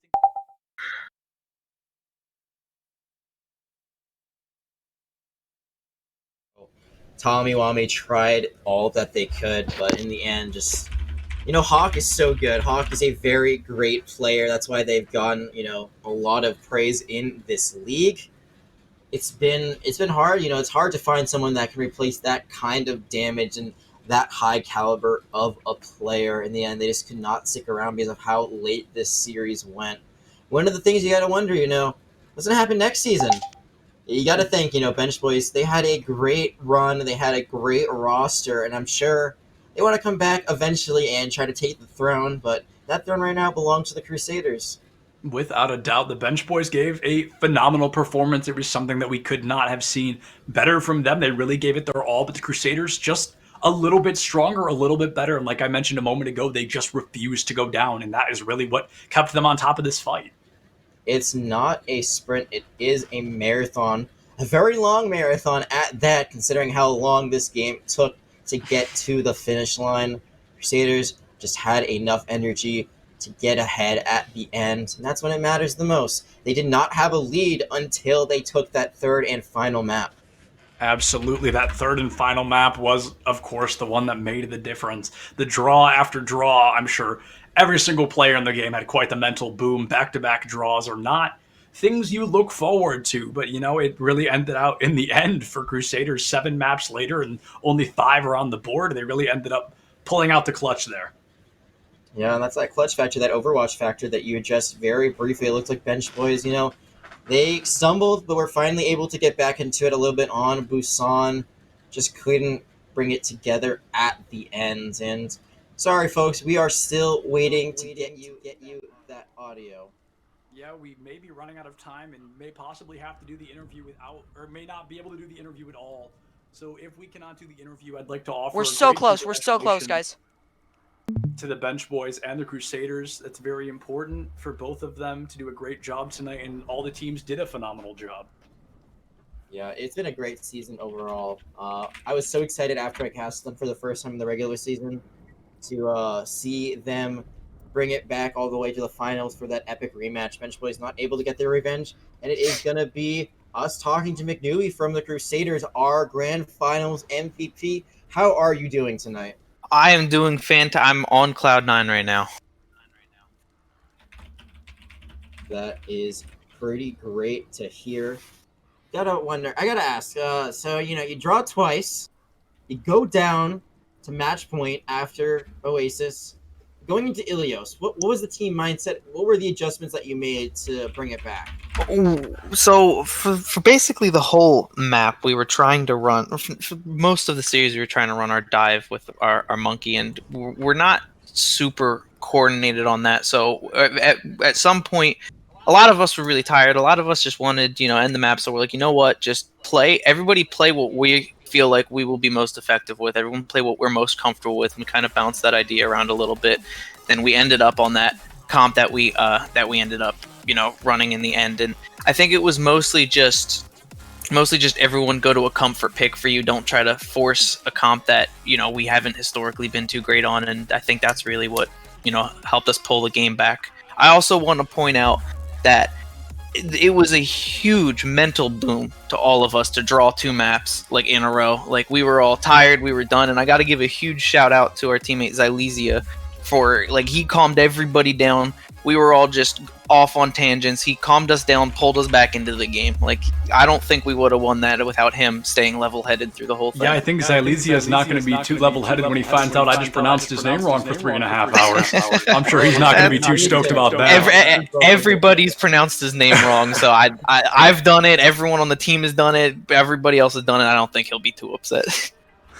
Can't be too upset when you're a winner. Now that you guys have secured the Season 3.5 Majors title, what's next for the team? We're actually going into we're gonna go play in GGNA next. We're getting ready for that. We might pick up another player or 2 along the way, but you know, that's kind of what we're going for. We're aiming to just scrim some, you know, start strong there. Like, you just come out the gate swinging.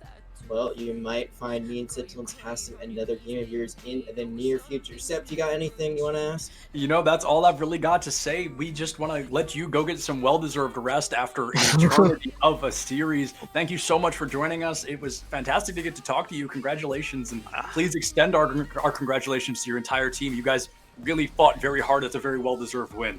Okay, will do. Thank you, guys. Yeah, of course. Thank you so much. And with that, folks, we are, believe it or not, finally going to call this 3.5-hour stream an evening. It has been an experience, to say the least. We cannot thank all of you for sticking around through so many technical difficulties and errors and a lot of things that unfortunately come with this long-term esports kind of extravaganza. We thank you all so much for hanging out with us, and honestly, we couldn't do what we have done without you guys. So thank you so much for watching, and we will see you guys sometime in the near future, I'm sure. I'm play-by-play caster Septilence. You can find me on Twitter at the same name, SEPTILENCE. I'm Jag. I've been your color caster for this evening. You can find me at JagCast. And we once again cannot thank you guys so much enough for watching. So have a great evening, everyone, and it is going to be a great season when we see you guys next time. Also want to give a shout out to our entire crew, our director, Jackie B, our observers, Bill, Joey, Silent Marine, My Blizzard, and thank you for the production that was provided by 2NU Productions. It has been a great season. We can't wait to see what Owlet does next. And with that, we will see you guys in the near future. This is Septilence and Jag signing off.